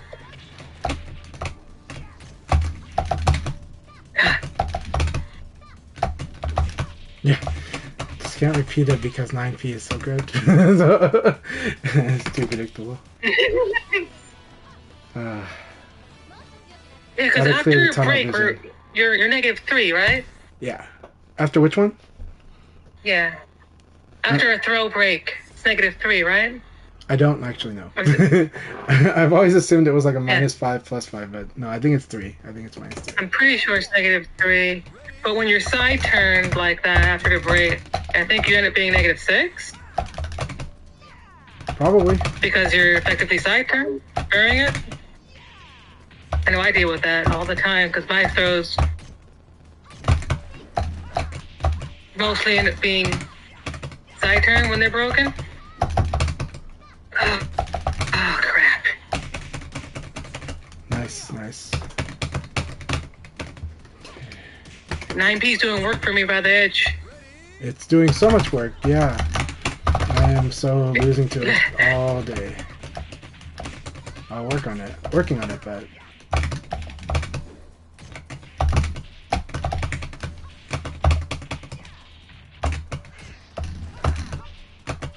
-15.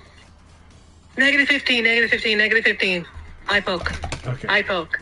It feels so far away, but it would hit. Right. Like, it does, it just hits. Doesn't make any sense, but it just hits. Out? Yeah.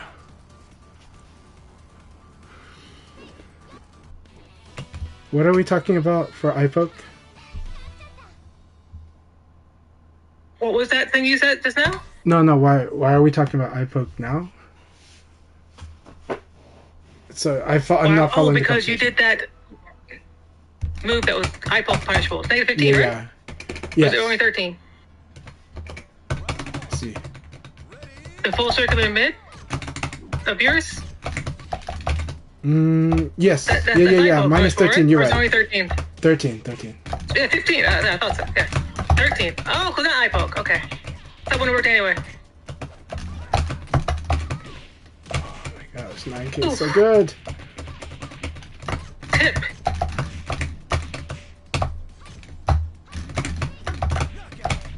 Good. Mm-hmm. Oh, they did. Ready, go! You're rating to the back or to the front. It's really interesting.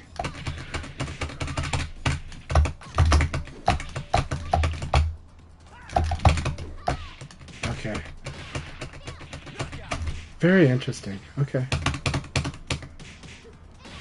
Are you trying to... I don't think I'm even doing those moves much, but that's good to know.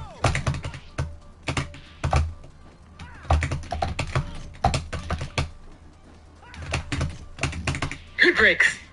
Thanks.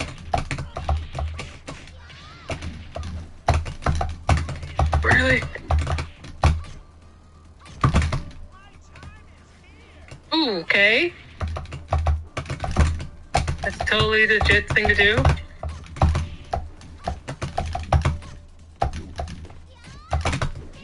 Okay, I forgot she's got a move there.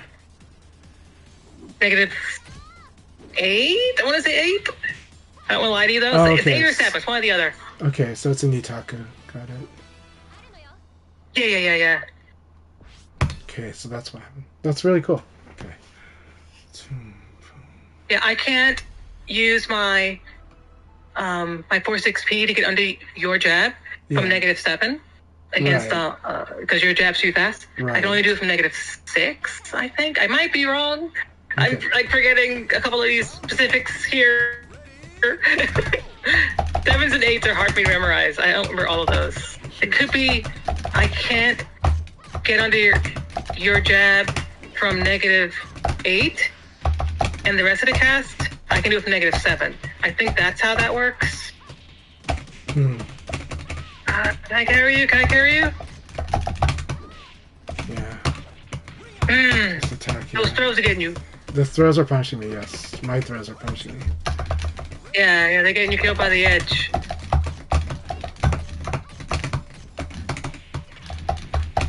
Mm-hmm.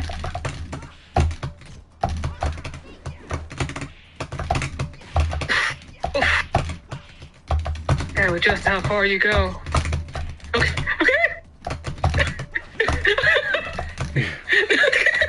Fuck, okay. Whatever. Oh, so wild.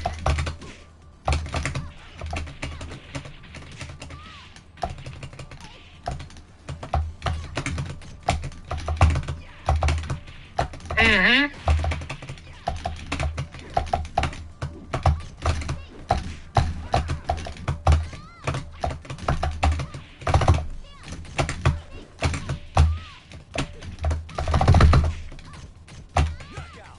Break. Great break. Thanks. That's hard as fuck. Trying.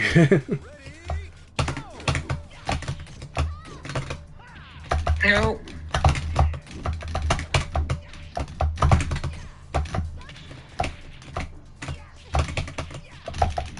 Too late.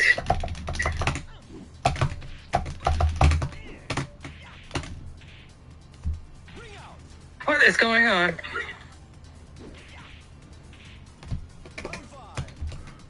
Weird. Nice.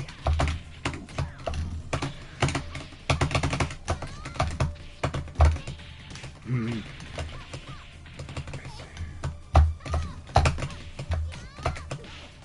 I like that.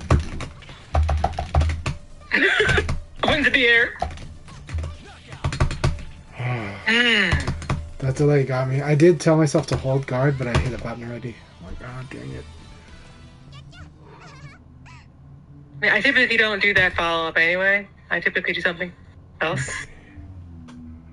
Which I tried to, but I canceled too late, so that came out. I didn't want to do that. It worked Just out. happened. Oh.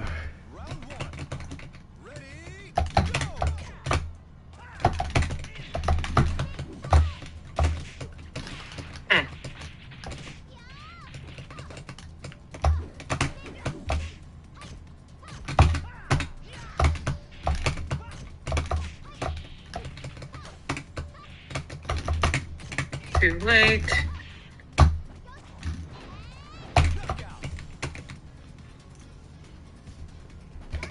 Round two. Ready, go!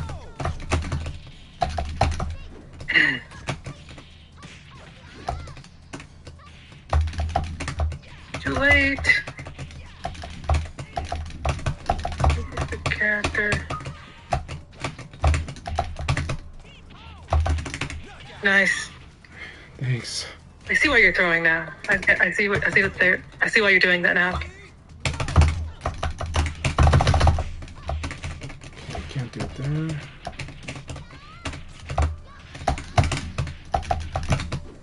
Okay. Too low. Too slow. Nope. Couldn't let go in time. That can stagger break. So no. I was surprised you got that first time. It's very hard. Oh, I thought I was gonna get that.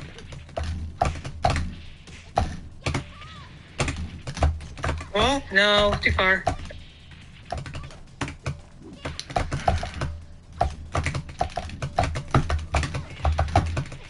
Yep.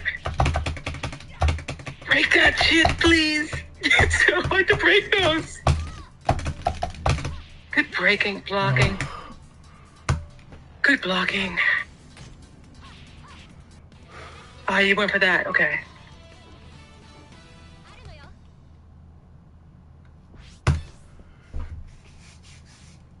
No, but I really love Eileen's cancel game. It's really good.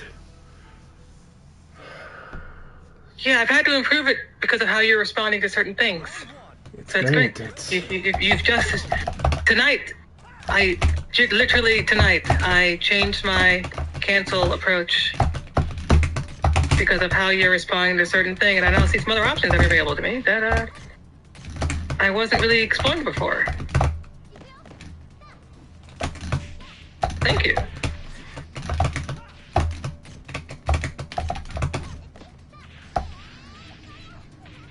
after that first hit, is the whole thing guaranteed? It's guaranteed after the first hit, yeah. Okay. You only get set free if I fuck up.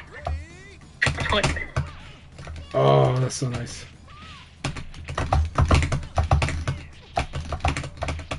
Oh, That was not guaranteed. But I was surprised it was a normal hit.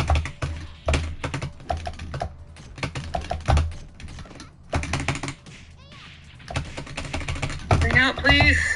Nope. I had to do a different version. The tip of my foot just missed. That was counter hit. I knew there was a risk that it wouldn't hit, but I was like, well, I mean, it should work. Okay. Counter hit. No, too far. Doesn't work on the tip.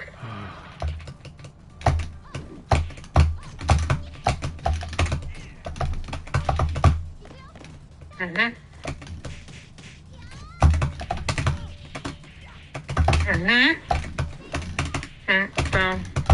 Oh, wow. There's a mark there. I hesitated, but I think he would have still hit me. Yeah. Are you negative I'm two minus. I'm two minus 13 to after guy. that? I'm minus quite a bit. I don't think it's guaranteed. I don't think it's punishable. Or just Nitaku?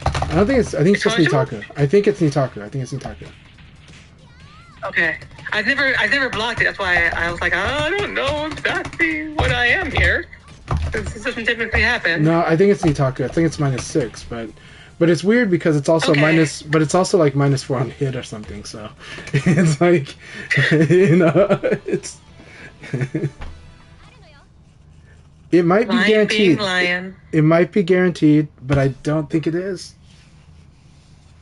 But if it is, we should start punishing it. So, it's like- Yeah. And they're both mids, right? It's mid, not mid-high? no, I think it's mid high. It's mid-high. Okay. No, that looks like a mid. Supposed to duck it then.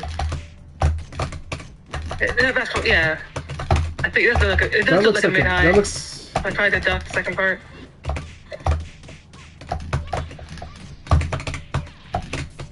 Good block. Thanks. I'll start trying to do 8KK whenever I block something like that, but...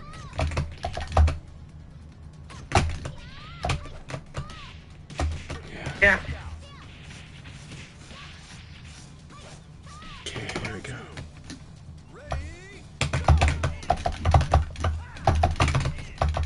Going to talk. It's not punishable.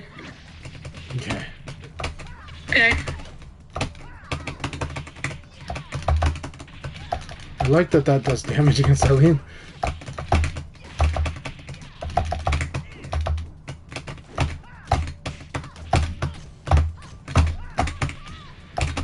Out. Yeah. I think I'm having too much fun this set. Alright, let's try this.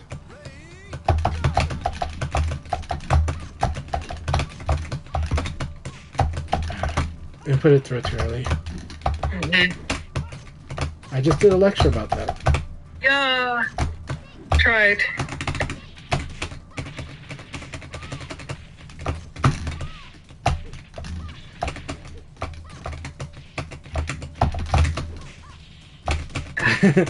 All these throw attempts are are killing me, so I gotta work on that. Very good. They are. They really are. I get why you're throwing me though. At first I was like, why is he throwing me so much? It's because I was conditioned by because I was conditioned by your movement. It's because I was conditioned by your movement, so. Right, it was the movement. The movement was doing it to you. Okay, Yeah. let's do one more first to 5. Okay, sounds good. It's okay.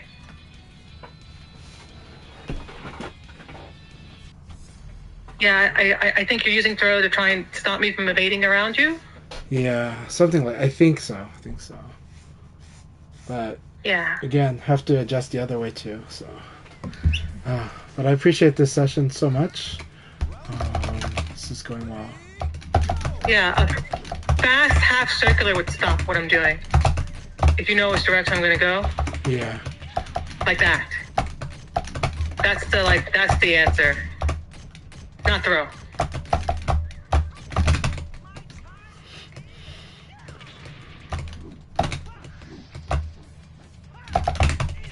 Nice.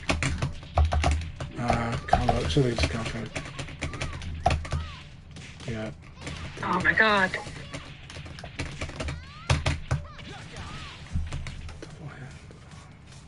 Did you evade or was that? I tried the guard. But I ducked. Okay.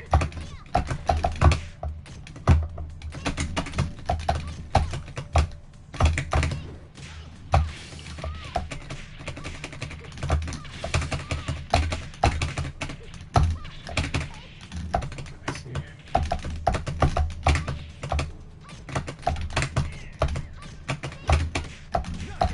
Couldn't evade that. Ugh.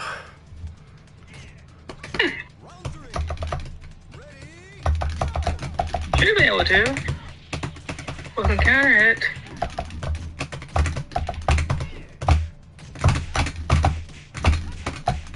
Ah, I wasn't expecting to counter it there. Oh, doesn't work.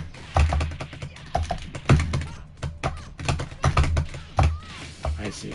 Oh my god. Good Please. game. Good game. Finish him? Nothing Okay, weird okay. happened, please. Thank you. Good game. Good game. So much weird shit keeps happening, so I'm like, this please nothing weird happen during this combo. No. And it just end like a regular combo. I just play out normally.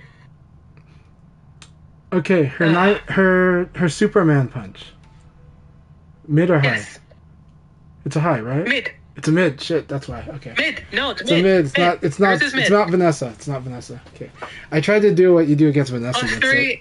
and a mid. I tried to Sabaki it. So. Oh, But you're not Vanessa. that makes more sense. It's like you are not Vanessa. No.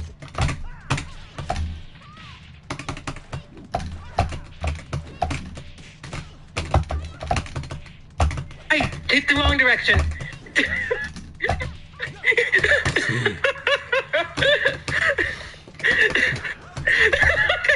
I can't believe I did that. I can't believe it. Nice. Oh, that's so brutal. I knew that was going to be weird. So tough. Hit? I love To the wall. Join it.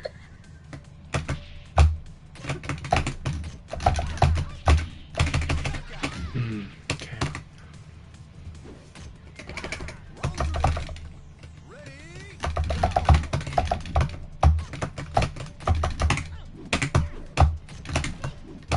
Hmm.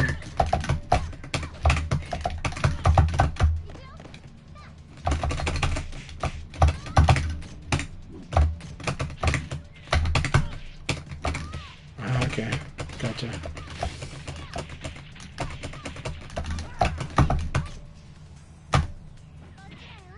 Back. I always forget that back is. Hmm. I always forget that like back throw is her wall throw. Yeah, hers is back. Yours is back too, right? Is it? No, forward. Forward for Leon. Yours is forward. Okay. Forward.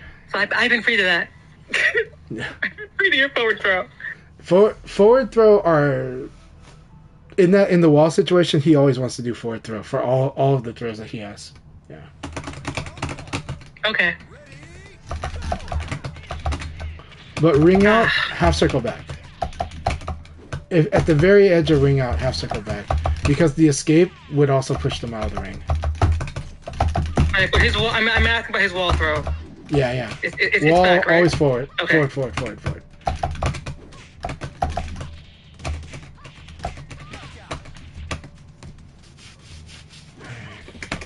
Round two. Ready? Oh, I thought I was gonna get that. Mm. Yeah, respect. Gotta respect.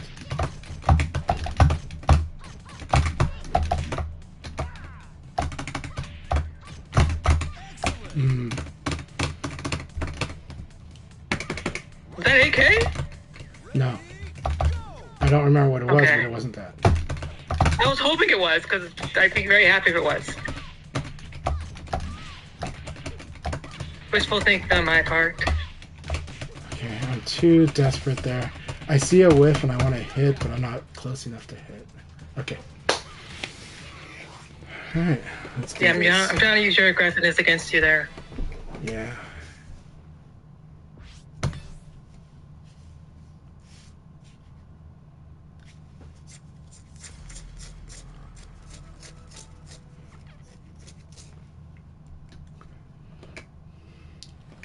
Round one.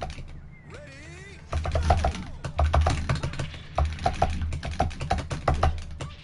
Okay.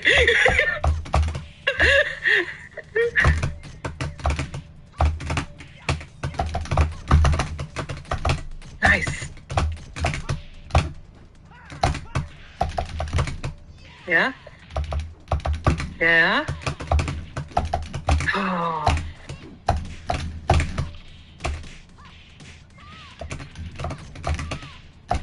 Knockout. Round two. Ready? Go. Good point.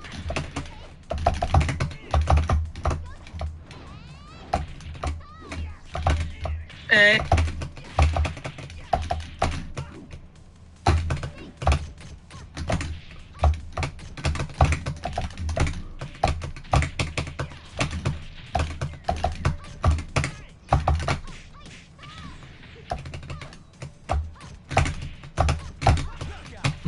Okay. Round three. Ready? Yep. I told myself not to, and then I did it.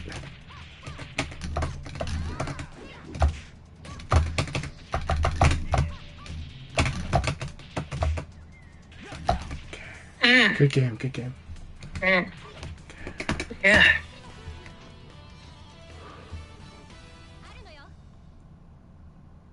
Threading that needle. It's really good. Really It's awesome. very hard to punish you.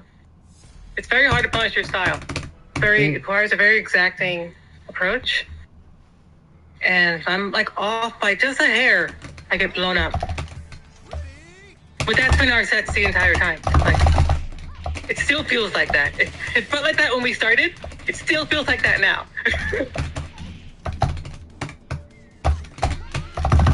Okay, I see. Yeah. Round two. Ready? Oh my god. Nice 9K. Oh shit.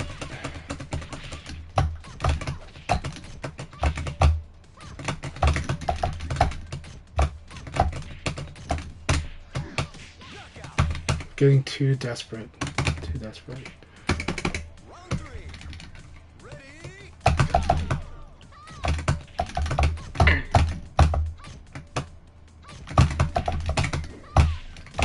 Man, nice punish of the throw. Thank you.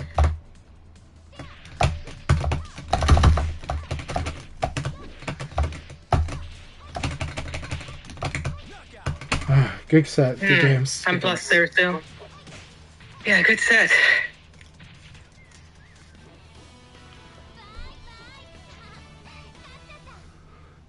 Thank you very, very much, Tricky. I really appreciate all this, and it's really good battles. It's really good training, and Yes, yeah. oh. Right before we end, can we test one thing real quick, just for Yeah. my own Sure. sanity? If that's okay with you? Yeah, yeah. Okay. I appreciate you supporting the sanity of my Okay. mind. So, which situation was driving you nuts? Which situation was it? You do your elbow Okay. and then go into your uppercut Okay. right afterwards. All right. Ready? Go. Just like that. Yep. Okay. Right. So, most of the time, this should So yeah, work. do your vary your timing Okay. how you would like to. All right.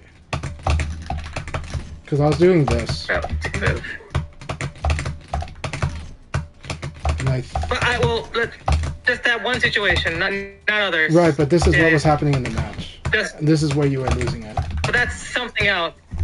Okay, but this is a Okay, so situation. you want to I'm, do all three? I'm just saying that's where you were losing Want to it. go jab, elbow, and do it Yeah, I'm like that? like again, your uppercut would work, Like that? but I also think you were late because of other reasons.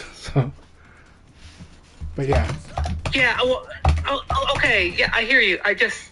yeah, but you're right. In this street sports situation, being frame tight, this should do it. Right. That's all.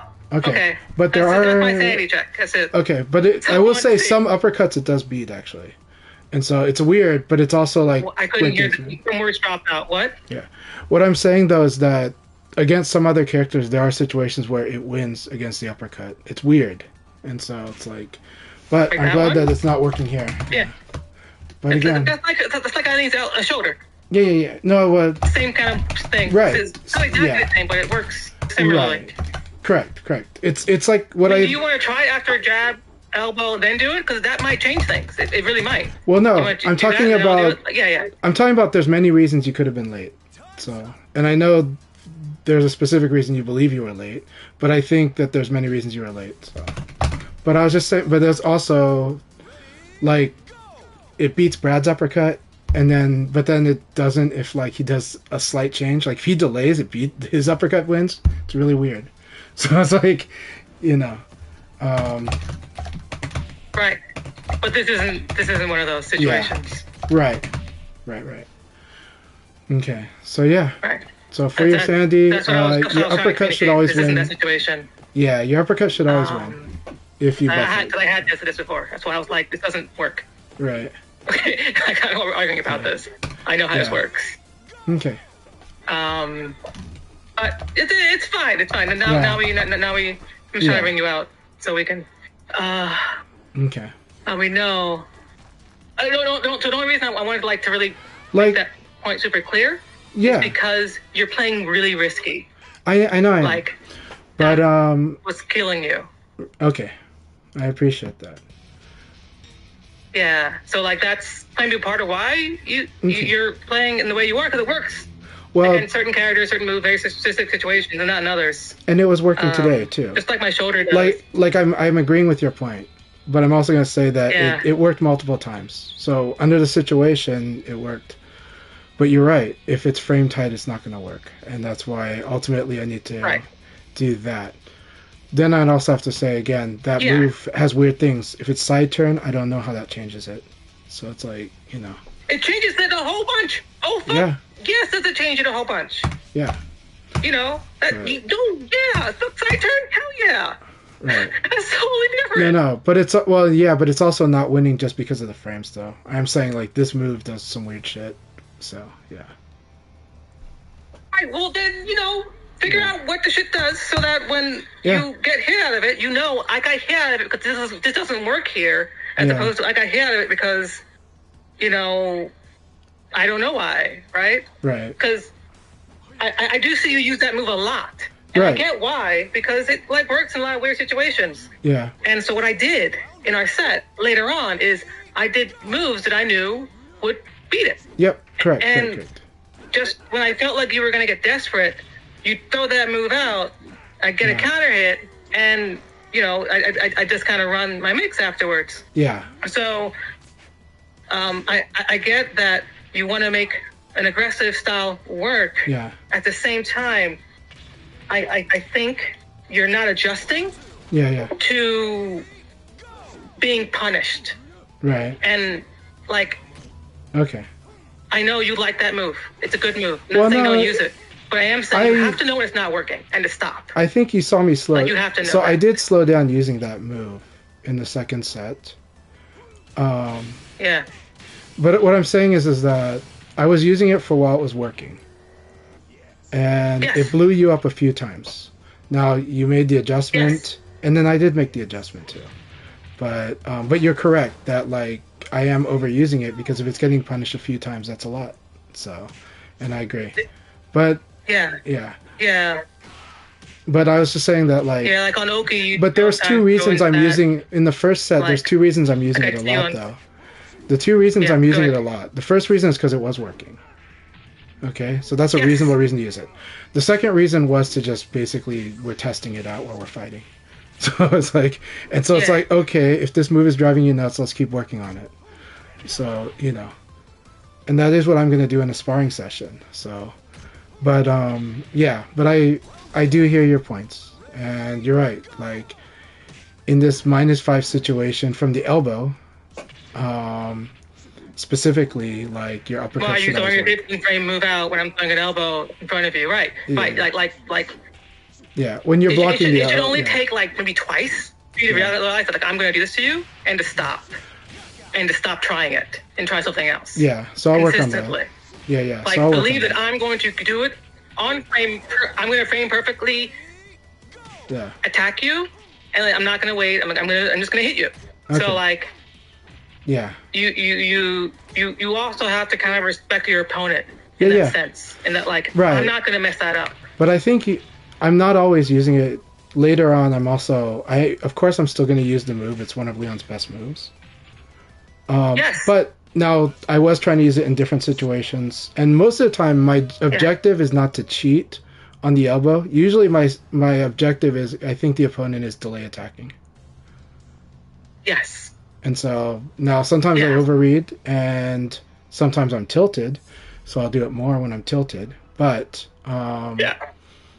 but I do, but I do hear you, and I'm working on, I think the big takeaway, of course, is if this move is definitely the thing that's being countered, change that up. But in today's case, the throw was being countered a lot, and the throw was really becoming like my huge weakness, like the thing that I really was priority one to fix today. But I'll definitely rewatch the matches to see how much I was losing because I was using uppercut. Because I think that's a big point. It's a really important point. I didn't see it. So I'll watch it to get myself to understand that I was losing because of uppercut too. But I definitely was losing because of throwing Oh, near at the ring one outs. point. That too. Yeah. Yeah. And I was definitely Yeah. I mean, my low punch is Sorry. I'll let you finish. and then I'll after. also very specific situations, I'm going to do a low punch even when I run up to you. and you started blowing that up too. And so I know I got to work on that because a mid, if I was going to attack, and so maybe attack was not the answer, but if attack was going to be it, it needed to be a mid attack, like an elbow, in that situation because the low punch was just gave you a free 9k. When you get 9k on throw, it's kind of a mix, right? It's one is that, well, okay, that's just an application of skill and a correct guess. That's good. But if I'm repeatedly throwing, that's a problem. But a thing that was a lot of time, it's also, I like recognizing that like your 4-6p near the ring out zone is awesome, right? Like 4-6p, Eileen's 4-6p near the ring out's awesome because it's going to cover a high, which is a typical response when someone's back is to the ring out. It's going to beat the throw, and so I thought it was really good. I thought the, for me that's tricky. That one's a scary one because if I go low punch, then I'm going to lose to 9. Then 9p was your other thing, right? So 9p 4-6p creates a really good combination, not together, but as two different moves that really can get Eileen that ring out. It's so good. So I really liked learning it the hard way. So yeah. And I'll let you speak. Sorry. Thanks. Yeah, I can. So I'll give you some insight on the 4-6p and the 9p. Okay. By the edge. I can also give you some insight on your throw usage. Yeah. Because I knew when you were going to throw. I knew exactly when you were going to throw me. Yeah. Because of a couple of like other contextual cues that you would give. Yeah. That weren't being mixed up. So, which I get. You were worrying about like a lot of things at the same time. Was so, I dashing? Like, but like. Okay. That's why I knew you were going to throw. Gotcha. Or do a low. So like. You, when pressured. Yeah. Specifically by the edge of the ring, will either do a 8K. Okay. You might do a sweep. Okay. You might do a 4PP. Okay. Which a 4PP will fuck me up. Yeah. But you don't do that a lot, like from neutral. You'll do that after you block one of my moves. So Right. if you've blocked, for instance, my 3P. 3P was one of my like go-to moves versus you this set later on because you were blocking my high punches a lot. And what that requires me to do is throw mids at you. Okay. So 3P and then or elbow. I would 3P elbow by the edge of the ring, right? This is how I'm making this particular read because of your reactions to this specific situation. Okay. Is you'd either want to back PP me, thinking I'm going to do the full circular high, cancel, totally legit. Today I figured this out. I didn't have this answer before, but I figured it out during our set. Is that that move is really unsafe on evade. So Yeah. I can 3P. I'm only -5. I can fuzzy guard there. Yeah. So I can fuzzy guard ECED. If you do that mid, I'll block it because it's slow enough to be blocked. And if you do a bigger attack like your 8K, Yeah. I'll evade it. Yeah. It's a And very then I can big launch you. Yeah. So let me finish because like there's like a whole. Okay. I want to give you the full set so you understand the context. Because that part's important for like how they want to know when you throw me. So you do those two things anywhere in the ring. Didn't matter where we were, right? Right. But by the edge of the ring, you were more likely to throw a sweep at me. Okay. A low sweep specifically. Okay. Because I'm guessing you didn't want me to step you. Makes sense. Right. But I started blowing that up because I needed to block it. Yeah. So here I am throwing 3Ps at you in your face. I'm fuzzy guarding evade dash canceling in front of your face after you block that. So like it's limiting your options. So I was guessing you were trying to stop me from evading. So that's what I was making the read of. I was trying to show you the evade Okay. in a way that wasn't really risky for me. And then when I saw you dash up, because you tend to dash Yeah. when you want to throw. Yeah. So I would say if you're gonna throw, just throw. Don't dash. Just do it. Yeah. Yeah. If it whiffs, it whiffs. Okay. But that's scarier. But that's how I knew when you would throw me, because by the edge of the ring, you tend to go for lows. Okay. Or if I had you in a block string cancelable spot, you would do 4 PP, which I could evade. And if I couldn't do that, then you'd do a low or a throw. So I would just 9P it. That's All right. so it was more of a half. If you'd done a faster mid, because the other problem with 8K and 4 PP is that they're relatively slow. Yeah. So if I just elbow you, I'll knock you out of that, even on Right. when you made your turn, which is the other thing I would do. So I would abare because I knew you'd use these 3 class of moves that were relatively slow that would lose to that abare attempt. So your elbow would have beaten me. Just your plain elbow would have stopped all of that. Yeah. But I you see. seem to have come to that realization on your own for other contexts. I just wanted to give you even more context as to why elbow would solve a lot of the things I was doing to you by the edge of the ring. I appreciate that. Thank you very much for that explanation. Yeah, Yeah. that makes a lot of sense, and that is a lot of what I like Yeah. to do. So, and it is telling me how desperate I am, I guess, in near the ring out zone too, because using the slower attacks is because I kind of want like a bigger result. But again, the elbow is very clean, and there's a lot that can be done, and I can counter hit the elbow to do the bigger stuff. So, yeah, Right. Get the counter hit, then do your big shit. yeah. So I think Get it's that counter hit. so I think that's a big strategic adjustment that needs to be made too. You know, is that I need the counter hit if I really want to get out of there, especially when fighting you. And the safest way to do that is basically with the elbow. Low punch is really risky against your Eileen, right? High punch is risky. It's really risky, but less risky than the low punch. But it is really risky. You know, but being 11 frames helps it. But again, the elbow is just cleaner, and so an elbow counter hit is sufficient, you know, for those conditions to get out of there. And then Yeah. but also the desperation throw. Yeah, normally you're right. I think normally I do try to mix in dash-ins with the mid, but the problem is I think I've become afraid of, like, let's say crouch dash into uppercut, because I think you're actually capable of punishing that on evade. But again, you're like, well, yeah, but you can crouch dash elbow, so you know, and so you know, and that would be more correct. That's much safer. The situation's manageable, so I will work on that a lot, and yeah, and so I think that managing that, it's like I feel like I'm a cool character near the edge of the ring, but I feel like I'm getting desperate when I'm just doing these things. So that's thank you very much for pointing that out. Yeah, and you don't just do them by the edge of the ring to be Yeah, no, it's true. like crystal clear.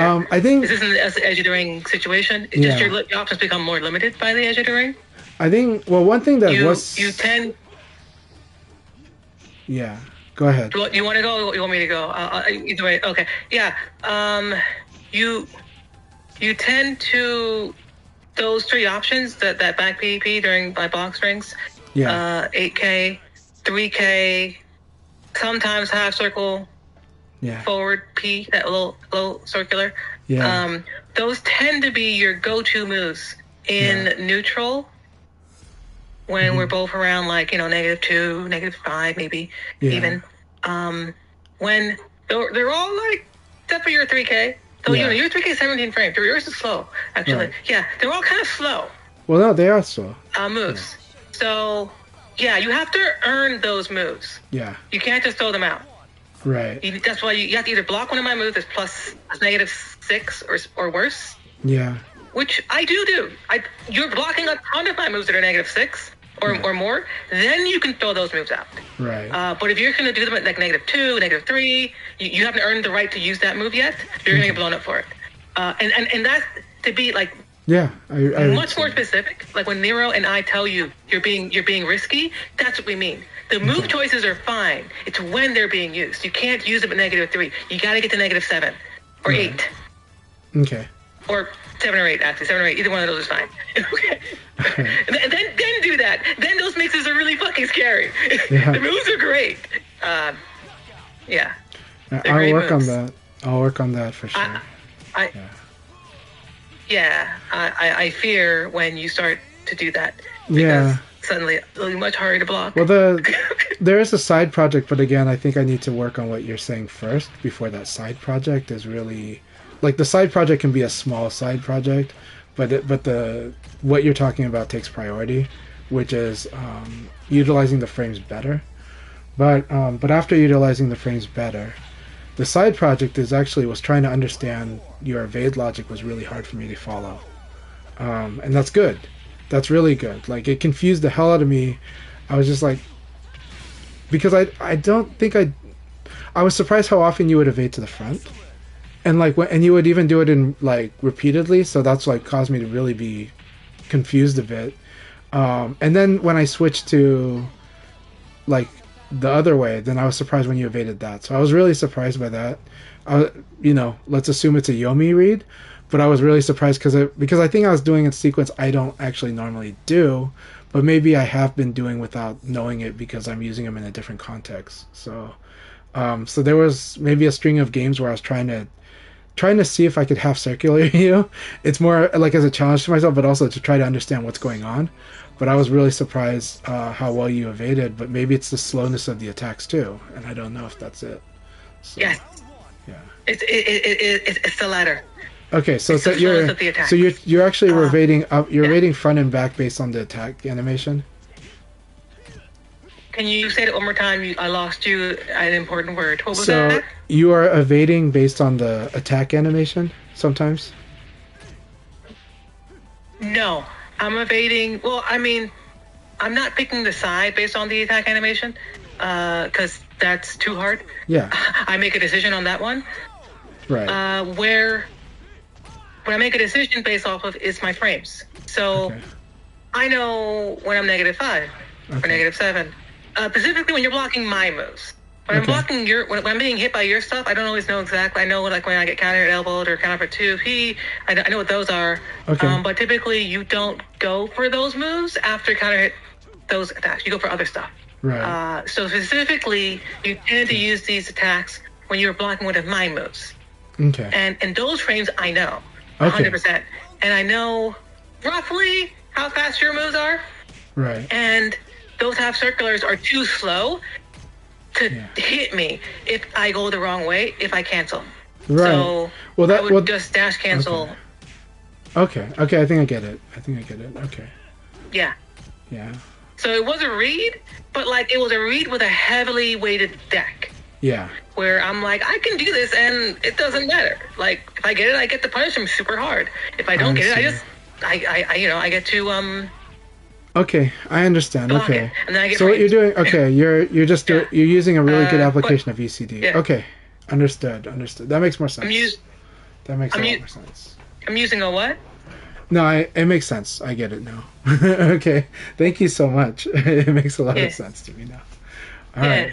Yeah, I wouldn't even say it's a side project. I Yeah. think this is a direct result of the first point Yes. of using your frames more efficiently. Because I noticed that. It's like, oh, he's not using his frames. Okay, cool, I can do whatever I want.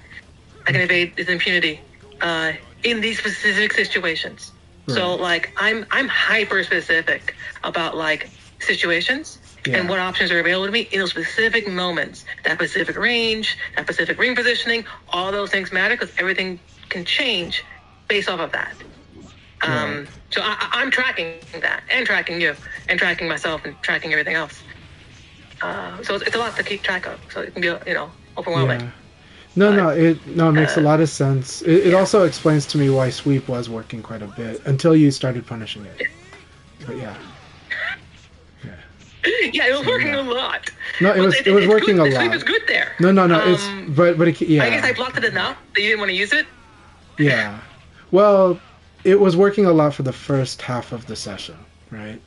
And then you did start to punish it like a lot, right? Because I was doing a lot of sweep and a lot of throw to deal with this. But again, and then you solve the throw, you punish the throw. But in the beginning, from the start, the whole session, you punish the throw because of the ring out situation. But then in the last half of the session, you were punishing the throws like out in the open because you understood why I was doing it. And so yeah, it was really good stuff. And you were using that you were applying the read as a way to, as a plan of attack, which is how you're supposed to do it. And so I really appreciate, like, this is incredibly productive for me. And this is actually, I will be working on these a lot. Thanks so much. I'll be working on applying my frames better. I'm glad. These are hard things, like what we're doing is hard. Yeah. What we're doing together here is hard. Like, I know, this time I got frustrated with you. And it was like, I was getting frustrated. And, I'm sorry I get frustrated sometimes. Because I don't always get frustrated, but I did today. So, no, I'm sorry about So I'm glad we were able to kind of talk it out. Yeah, that's also, I'm sorry about that too. That's, it's both of us. And that this, I'm glad that we resolved that. We understand it better, and yeah. But I'm also, and for the sake of training, I appreciate, for better or worse, I appreciate the training under fighting while heated, so Sure. because that is something that, like, I always want to improve. Yes. And I think I do better nowadays than I did like 10 years ago. But we still want to improve it. And but of course, the wounds, they do bruise, they do hurt, like, for a while, right? And but at the same time, we know that we can get past it in a sense, or at least that we can move forward, right? And at the same time, I appreciate the opportunity taken to say, hey, I would like to resolve this right now. And at the same time, I really appreciate your breakdown, because it really, I don't think I would have I don't think I would have taken nearly as many lessons without this discussion. It makes a lot of sense, and as you were suggesting, the whole combination, it's like there's a whole systemic aspect of this in my gameplay that is basically saying you need to, but it's not. But if you just told me you need to use the frames better, that's not really clear, right? And so you gave me the full course, and I appreciate it so much, because a lot of times we don't get that from these things even, but to have that full explanation, it's why I'm so grateful for both your friendship, and I'm so grateful for your patience, and I'm really, really grateful for your analytical ability. So, that to understand why, and that you also, through the match, was testing it. And with 3 sets, you were able to see it, like, to really form it together and make it clear to me what's going on. Thank you. So. And I'm so glad I could do that. And that's what makes this hard. That's what makes what we're doing hard. Because, and why I think a lot of training partners or players who play together to get better or to help each other grow have a hard time growing, because like when I was getting frustrated with the comment about, like, the black, I'm going to keep going back to that because it was an endemic of what happened later on. Yes.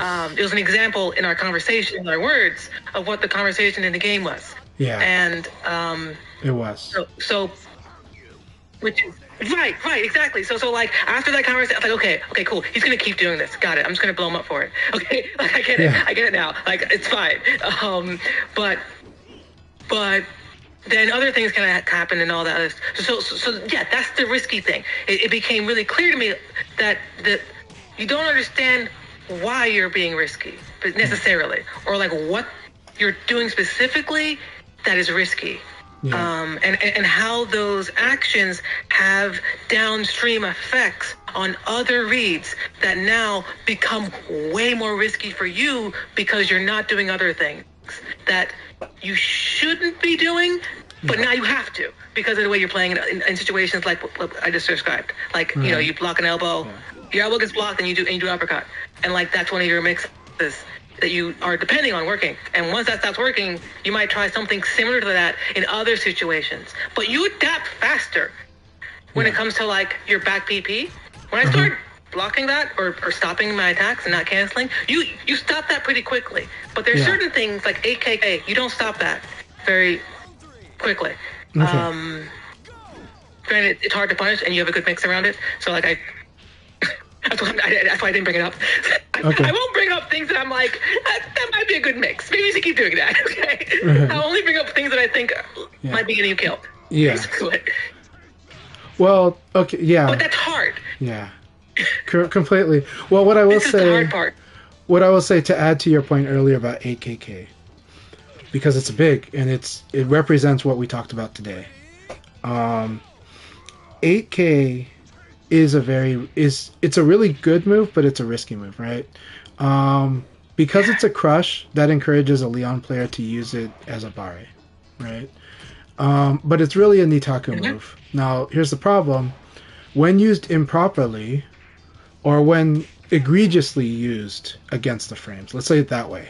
There's a good time to use it against the frames when the opponent's being too predictable with lows, right?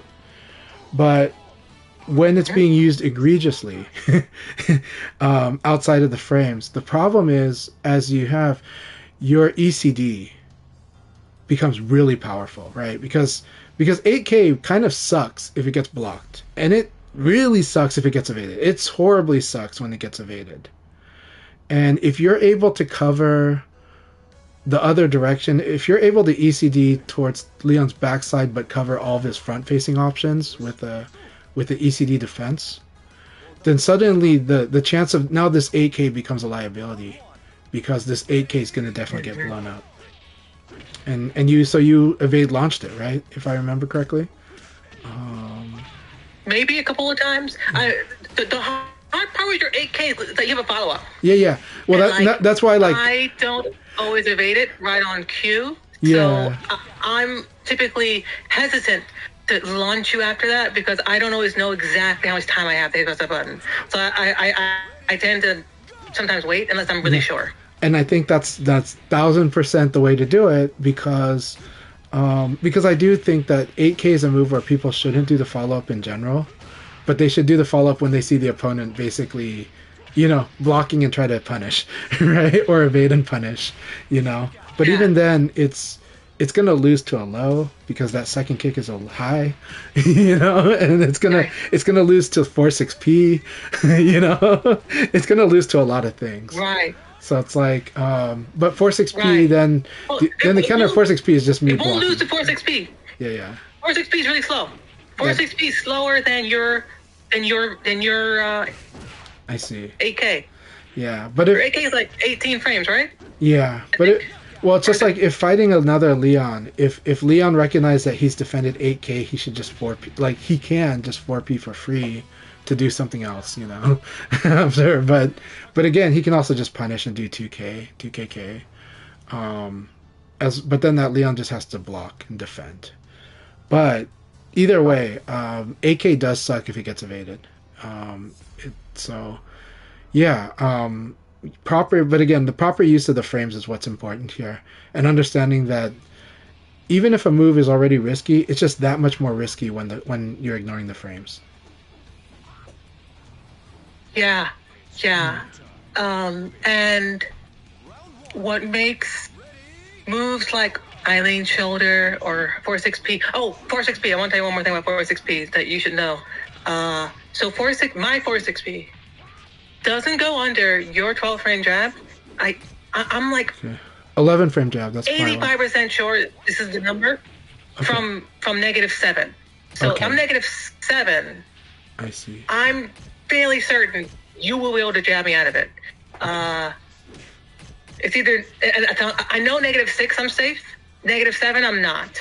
-8 I'm definitely not against your jab.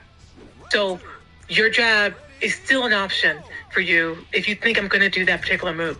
Now, there are other high crushes I could be using, like my 1P plus K. However, because of the frequency in which you tend to use your 8K from Nitaku, Okay. I'm hesitant to make that choice.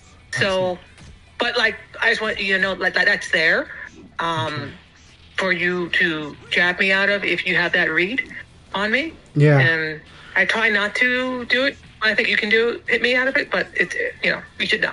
Really quick question. There As was long as you think it. this will probably be the last one but I think in the sequence, I think it was one of the uppercuts into quarter circle back, into the high. No, Yeah. not that one. Into the back step. What's the back step option again? But I think when you do Cross over uppercut, back P. Okay. yeah. So when you do the back step, I think the funny thing was how after the back step low kick, the low kicking back step. Sorry. I think there were certain situations where I found that jab just works there, but of course jab is just really risky against a canceling Eileen. So Yeah, but you're right. You can. So her hop back is not very good if you choose to attack me from a lot of situations. Like There's what- some situations where you can't jab me out of it, but there are a lot of them where you can. I see. Oh, but you have to know I'm going to backstep. You Right. can't really react to it. I was like, the hard part is So- that's a very narrow it's read. a- I think there's Go ahead. better options. Yeah, I think it is a very narrow read, and there's a lot of better options because the lack of versatility of jab in that situation. You know. I mean, how bad is jab really? Think about it. It's not as bad as you might think. It's so it's let's good. say, It's good when same you're situation, delaying. 3P. Yeah. You've blocked it. Like, Yeah. you jab me. So what happens? What am I going to do? I get a follow up. Okay, well the follow up there actually would hurt you pretty bad because I can launch it. That's a launch for you. Other okay, you're like the one character that I get a combo off of that. Like maybe one or two other Yeah. characters. I see. Which is part of why I'm using it so much. Right. But let's just throw that off the table. Okay. Yeah. Let's just say it doesn't do that. It's a different cancel spot. Like my that double-handed move I do in Ogi all the time. Let's say you block that. Right. And I decide to cancel into core circle forward, core circle back P. If you try to jab me out of that, I get a counter hit. Okay. Doesn't do a lot of damage, but you're in the Nataku, so I get to run a mix. Yeah. Okay, fine. If you jab me out of my Z flip, you get a combo, a full combo. Yeah. If you jab me out of that hop back, I'm airborne. You can Yeah. combo me, okay? So you, Yeah. if you make an aggressive read there, it can be in your favor unless I do my core circle back kick, which is that low kick to your shins. I get a counter hit and I get a combo. But I'm super unsafe there, and like if you just block that once or twice, I'm like super dead. So if I'm feeling risky, then I might do that. But block's a more efficient answer Yeah. than jab. But It is. jab would work sometimes. Basically. Yeah. Your jab is pretty good. I was just surprised, but then again, yeah, I try not to do jab in that situation actually, because for all the reasons where it's like, the reward here is just so not much, you know, except for when you flip in the air, you know. But I Yeah. think defending and waiting can still yield the punish of the flip in the air, you know. So it's like, but yeah, but this is great. This is a lot to. This is wonderful. So thank you very much again. And Welcome. you know, it's always good when it's a humbling session. You know, not always the easiest to take in, but it's always the best medicine, and I appreciate it so much. You're welcome. And yeah, it's like I've kind of said a couple times now. This is hard. For me too, because like I've been dealing with you long enough now that I kind of have a sense of like how you respond to things. I don't always know though, but like these things are hard to tell a player, Yeah. like to tell a colleague, tell a peer, because like Round one. you're basically telling a person Yeah. to kind of revamp their entire way of approaching something, and Yeah. that can be hard to hear. It can be hard to say. It it's it's difficult on all fronts. So I also commend you for being able to like hear that and like take the feedback in, absorb it. Applying it's a different story, you know. But like, takes time to apply. It takes time to integrate and all that jazz. Yeah. Well, But you're getting a lot I am. Well, to deal with at once. well, no, but they're all great, and as I've told everybody ever since we've been training, like I've been seeing improvements in my play, like a lot, and in different dynamics. Now, Virtua Fighter is a game where the results will take a while to manifest because while you're developing either new skill sets or new applications, sometimes you're going to take a hit on performance. But that's because you're trying to do something like that is you're trying to rebuild your plan sometimes, and sometimes just trying to integrate, you know. And I think it's gradual, but like even stuff like Near the Wall, I think I'm integrating better stuff now. I think now you're starting to see me use the Sabaki a bit. Now, of course, it's going to be aggressive while I try to figure out where to put it, but it also has to adjust to the fact that you're not going to play the same way the whole match. So I gotta like figure it out. Like how do I make those conditions a little more consistent? And that requires, again, a sense and reading similar to like what you are applying. But I've been enjoying that. I feel like I'm getting a better sense and reading of the situations. Not as sharp as yours, Yes. but I think like it's improving. It's definitely been improving. Part of it's also obviously is a comfort with fighting your Eileen, but again, but then we get to the real meat and bones of core improvement, which is okay. Well, now you're comfortable, but can you pick the right options and can you pick a better plan? And that's what you're helping me work on so much now. So we'll see where it goes, but it's really hard. Well, you went through this, right? Like I think we should let everybody know this is your journey a few years ago, right? You went on this journey during Final Showdown, right?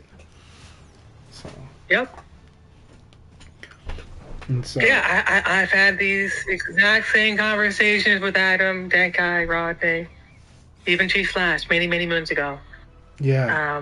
So, this is a conversation that I was fortunate to have players to give me a GT2. GT's advice is often pretty trash, I must say. I will review GT on that. Your advice is very poor. You're very non-specific and it's almost not useful. But I appreciate you nonetheless. Okay. But Nero's also gives really good advice as well. I think what makes good advice or good tips or good like feedback is specificity. I was gonna say Be able that to say, this is where you're missing. I like no like I do like GT's advice, but I agree that in the sense that I don't agree it's trash. What I would say though is that it can be very cryptic because it's very it's like loaded and it's like he's saying it in a very few words as possible way, and so for you, like you're saying, it's like, well, we need details, and like today you gave me a very detailed answer, and Virtua Fighter sometimes requires the player to kind of, a lot of stuff has to do with the system, and that's why the answer tends to be systemic, right? like Tekken, we can just say, you're not doing this, you're not doing that, you're not with punishing that well, you actually didn't like punish that, and so your opponent just knew that, so they knew that they can do this, right? And it's got a more linear path until you get to the insanely high level stuff, right? But then Ling's different. Ling is like a VF character in Tekken, but because Ling can mix up to hell. Yeah, a lot of VF players seems to play like it seems like to me like a lot of VF players like Ling. So I think she's like the VF character I think Dragunov really is a VF character because he can enforce Nitaku. I think so. Yes. Ling is the other VF character. I do think I was like surprised that the VF players aren't playing Dragunov, as much. So. Yeah, because he's really just Nitaku the character, and it's oppressive. Especially with instant running attacks now. Aesthetic, so I don't play him. He creeps me out just watching. It's like, just his opening, his closing creeps me out. I don't want to look at this guy. It's like this guy keeps making me cringe, Yeah. That's Yeah, the no, appeal. totally. But yeah, I will let you get to the Tekken because um, because I know that you've got a Tekken audience right now too, and I'm really happy to Yeah, see that. we've I'm happy to gotten, like, see. 100 subs in the past, like, 2 weeks from Tekken. It's wild. Yeah, People love Tekken. I'm Tek- blown away. well, I think Tekken is really And some of them are fun. coming to watch VF now, so I'm glad to see you guys on both sides. I'm transferring them over. I'm converting Yeah. them slowly. Well, but I surely, think it's one stream wonderful. at a time. Yeah, it's wonderful getting everyone to love both. And but I'll admit, Tekken, like, those little progresses feel so fun. They're very exciting, right? Just core basics, simple things. An on react guard like throw break feels so good, right? Those tiny whiff punishes feel so good. When a player, like, just simply ducks and launch, feels so good, and it looks cool too. Yeah. So I think that's what Tekken is really, like, strong at, and it makes all these little applications of skill just really fun and satisfying. VF, it's fun and satisfying, but it's like, it's a different thing. It's like, it's a full sequence that we're enjoying as a VF player, but it's harder to explain to a beginner what that is or why we're so excited about these like Right. how these Right. sequences built, right? But then when you play Tekken, it's like every tiny thing that a player does that is some form of skill is like feels very exciting in that game. Totally. Yeah.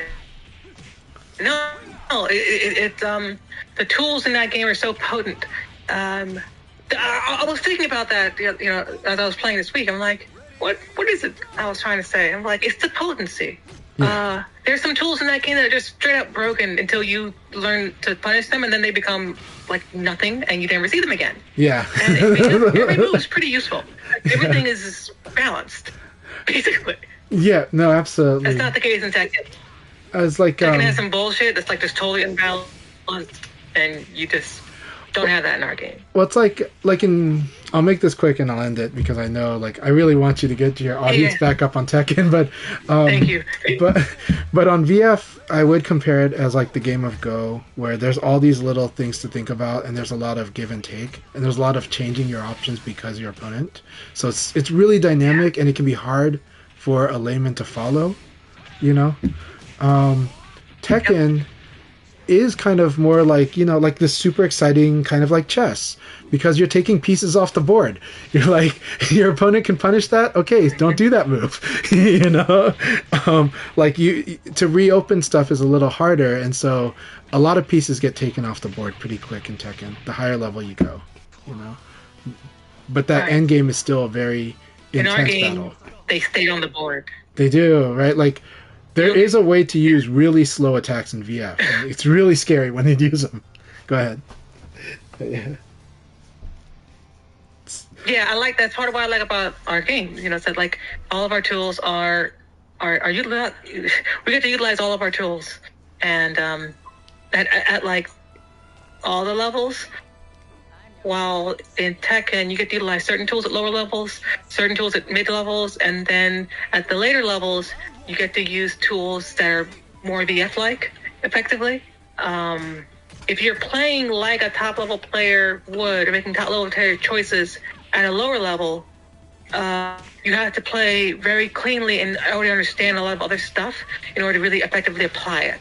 So there's a lot more pressure on you at the lower levels if you're trying to play like a top-level player without that skill set yet. While in VF, you're encouraged to play like a top player all the time. Like, at the beginning, middle, end, you're always encouraged to play like a top player. You're not punished in the same way for doing dumb shit, basically. Which is why I like our game, but probably why people like their game too. So Yep. I enjoyed the journey. Thank you again Thank for the you. sets and discussions. I enjoy them, and I'm gonna swap over to Tekken now. Yep. Have an awesome time Good night. tonight. See you next week. See you next week.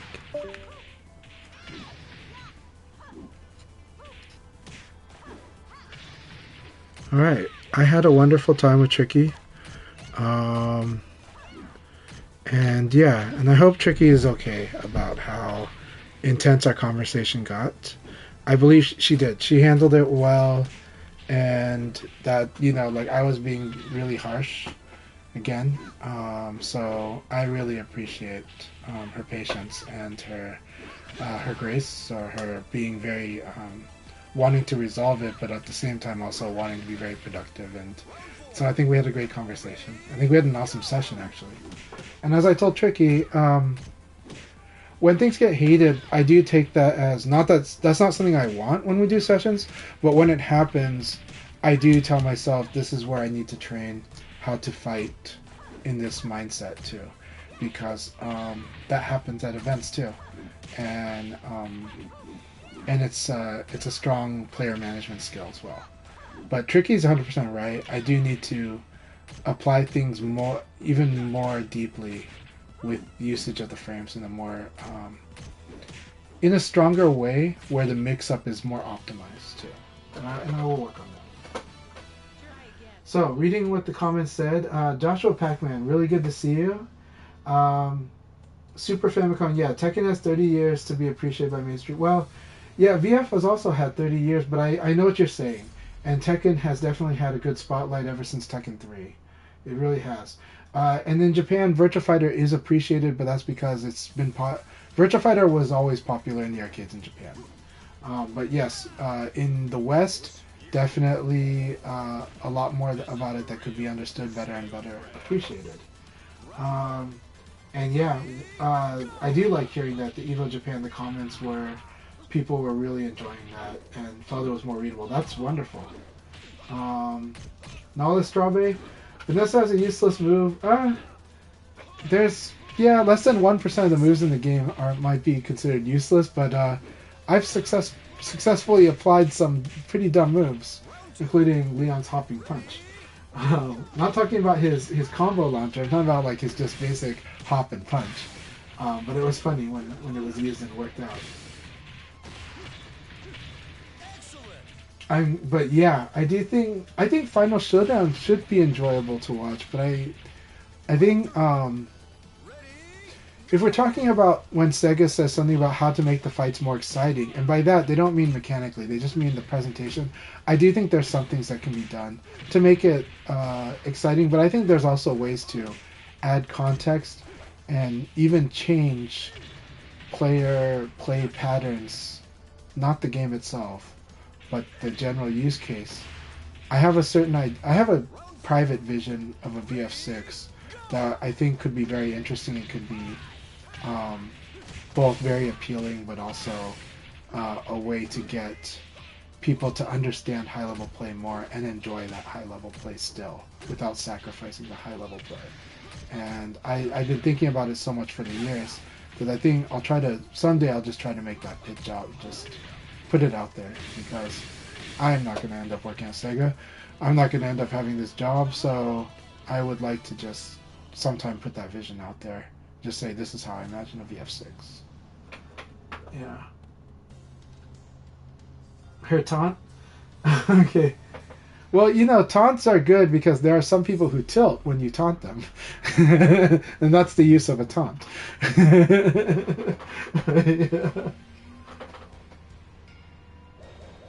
Yes, 100%. Yeah, so there are tons of solutions without betraying the spirit of the game. Absolutely. And that's what I am trying to get at. I do think of some things that adjust things, but again, I think things that have to be looked at in fighting games, right, is how do we make this a fun game for people that like to just play single-player games, just play over and over? Like, how do we incentivize that? And I think there's lots of ways that exist and ways that could be done way better to do that. And then eventually maybe they might consider doing multiplayer. Then for the people that love multiplayer, how do we make it incredibly fun both for beginners and for advanced players?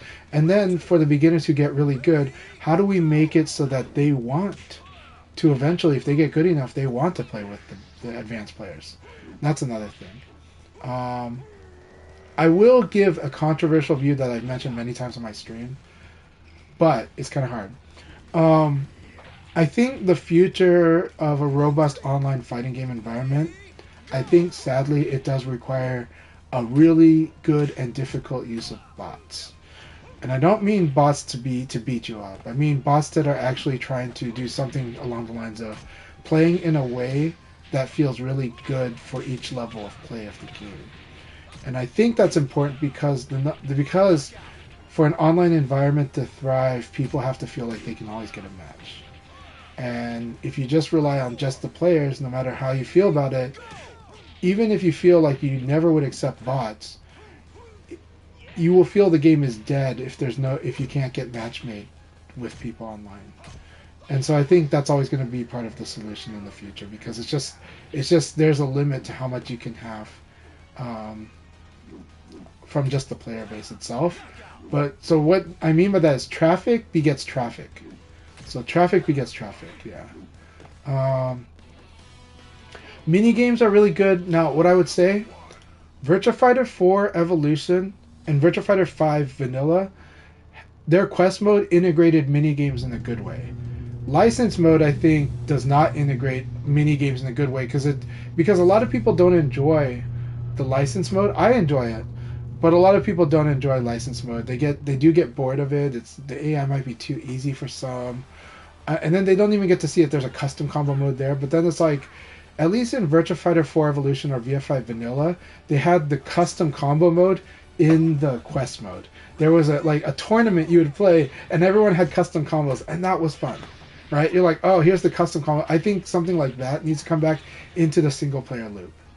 I think that is a really fun way, because that mode you kept playing because either maybe you wanted to beat the arcade, maybe you want to beat every player in that arcade, or maybe you wanted to just get all the costume parts, because that mode gave you so much costume parts. I can say right now, Virtua Fighter 4 Evolution still has the best quest mode. Arcade quest mode in Tekken is fine, but it's nothing compared to that mode. It's more of a casual player's on-ramp into Tekken, but it's not like an ongoing way to be really exciting. And I think it kind of gives you a little too much information, but yeah. But I think testing is an important part. Hey, don't come in. I'll come down in a sec. So I think that tests there's a fun way to do tests, just like the license mode. There's a fun way to integrate the license mode stuff and to make it right. I also think I really wish all fighting games, including Tekken 8, had command training, just so that you can just run through a character and just keep doing the move lists in sequence, right? As opposed to just browse the listing, and then try it yourself, which is fine. But when you have a time trial command training, that's great, because I'd like to have both, because I think Tekken's training mode is really good. It's just really menu heavy, right? And so I think there's a lot that can be improved on those things too. But the training tools are amazing. Yeah, I think command training is so helpful. I think it really is. I think there's a way to integrate it with rewards too, for casuals, for when they're playing the single player mode, you know. And then there's a challenge.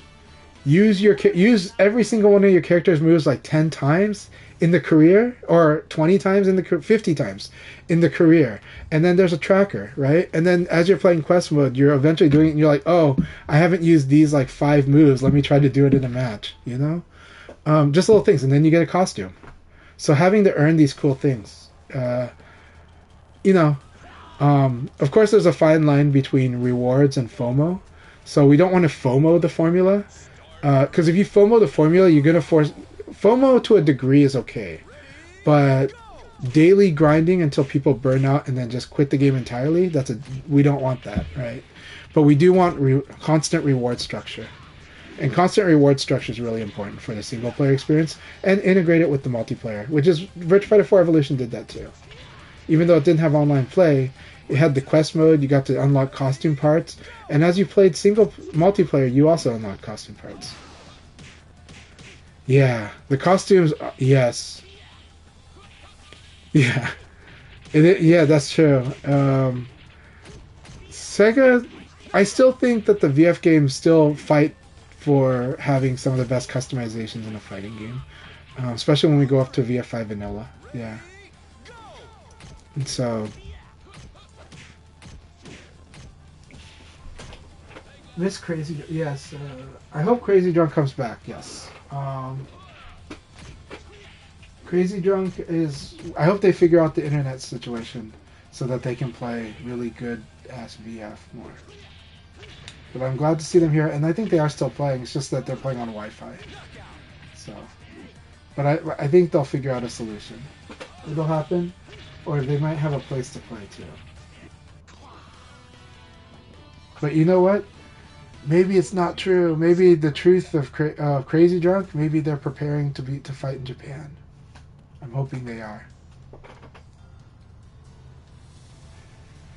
They do. I like Crazy Drunk's Lei Fei a lot, and Numbers' Lei Fei also a lot. Numbers Lei Fei has a lot of grasp of a lot of the tools of Lei Fei, and he likes to use like all of them, so it's really fun. Crazy Drunk plays really good ass VF with his Lei Fei. It's really scary, and I like that too. So, of course, these are all Crazy Drunk's strengths. Crazy Drunk traditionally is strong at set plays, but has become so strong at the full game, at the core game. Yeah, no, that was like really, really awesome. Like VF4 still looks gorgeous, and then VF5 vanilla, the stages look gorgeous. The models look gorgeous too. I just think the animations are dated because they're VF4 type of animations. I think Final Showdown's animations are my favorite in the series, but I do miss the stages of like VF5 vanilla. And a really good battle here between Reaper and Assassin.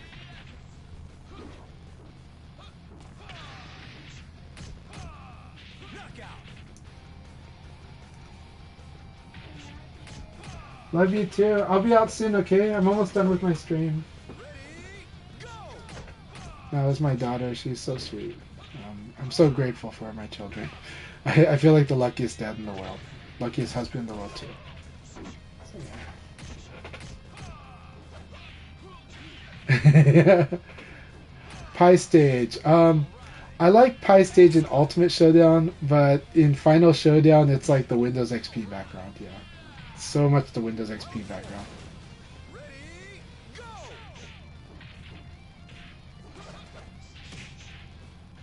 Yeah, the Final Showdown Pie Stage is so Windows XP. I do like Ultimate Showdown's stages. I do think VF5 stages, if they were updated, would be insanely amazing. Why I say updated. The VF5 stages are really gorgeous, but you could update like the human models, the character models in the backgrounds. Like there's like, I think it's the Lei Fei stage. Those things look a little more like low poly compared to now. But the VF5 stages themselves are gorgeous. They're really something. But that would be awesome if the DLC packs had like unlocked stages from different VF games, but you kind of can't because each VF game has its signature stage style, unless you wanted to integrate them. But the games are balanced around the stages they have. They really are. This game is really balanced around having specifically these walls and fences. Though VF4 stages could still work, it's just weird. But the segmented wall breaking in VF4 through VF5 though, or 5R, I think it's just VF4 series. I can't even remember anymore, but yeah.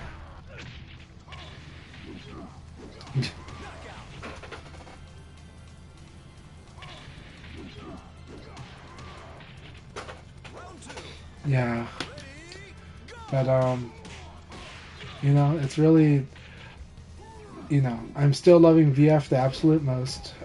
I still feel like this game, you know, I feel like the game of Go, the board game, is like one of the greatest games ever made, arguably the greatest game ever made, in my opinion. But I feel like Virtua Fighter is like the Go of fighting games. Now earlier I said a statement privately to a friend that I said Tekken felt like super exciting, super interesting, super fun checkers. But now I would say more like chess.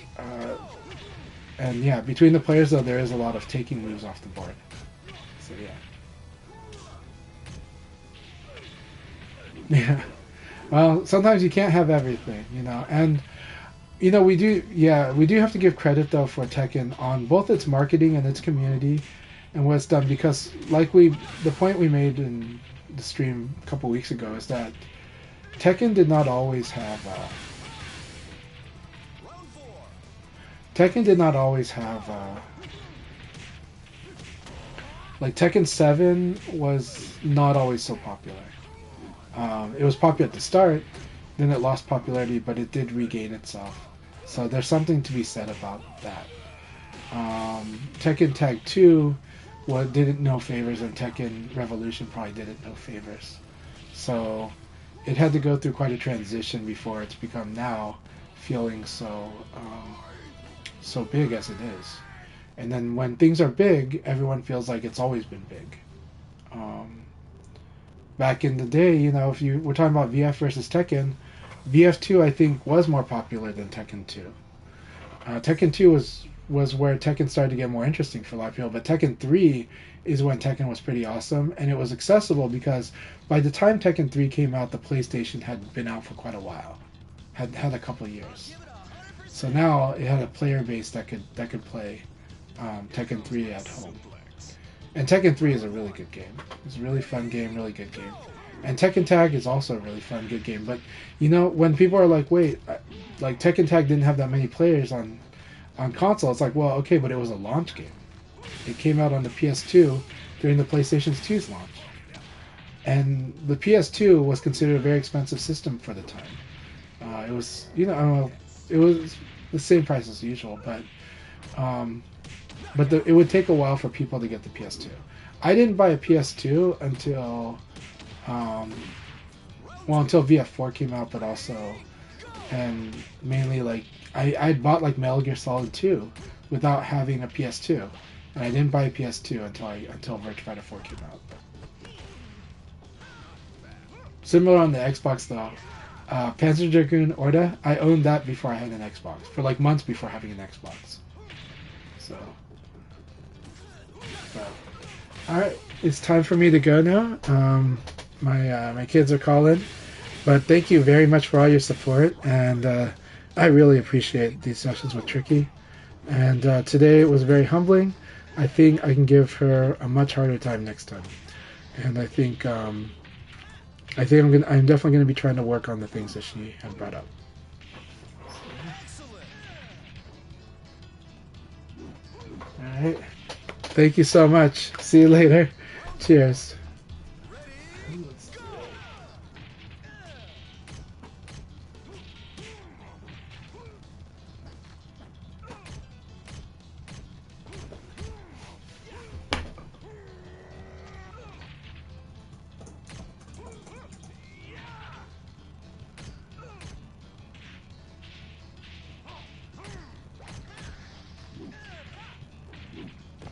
Knockout. Alright, we're gonna raid Virtua Kazama. You guys enjoy, and you definitely should join for some matches with over there too. Cheers. Oh, as long as he's doing VF, but he is.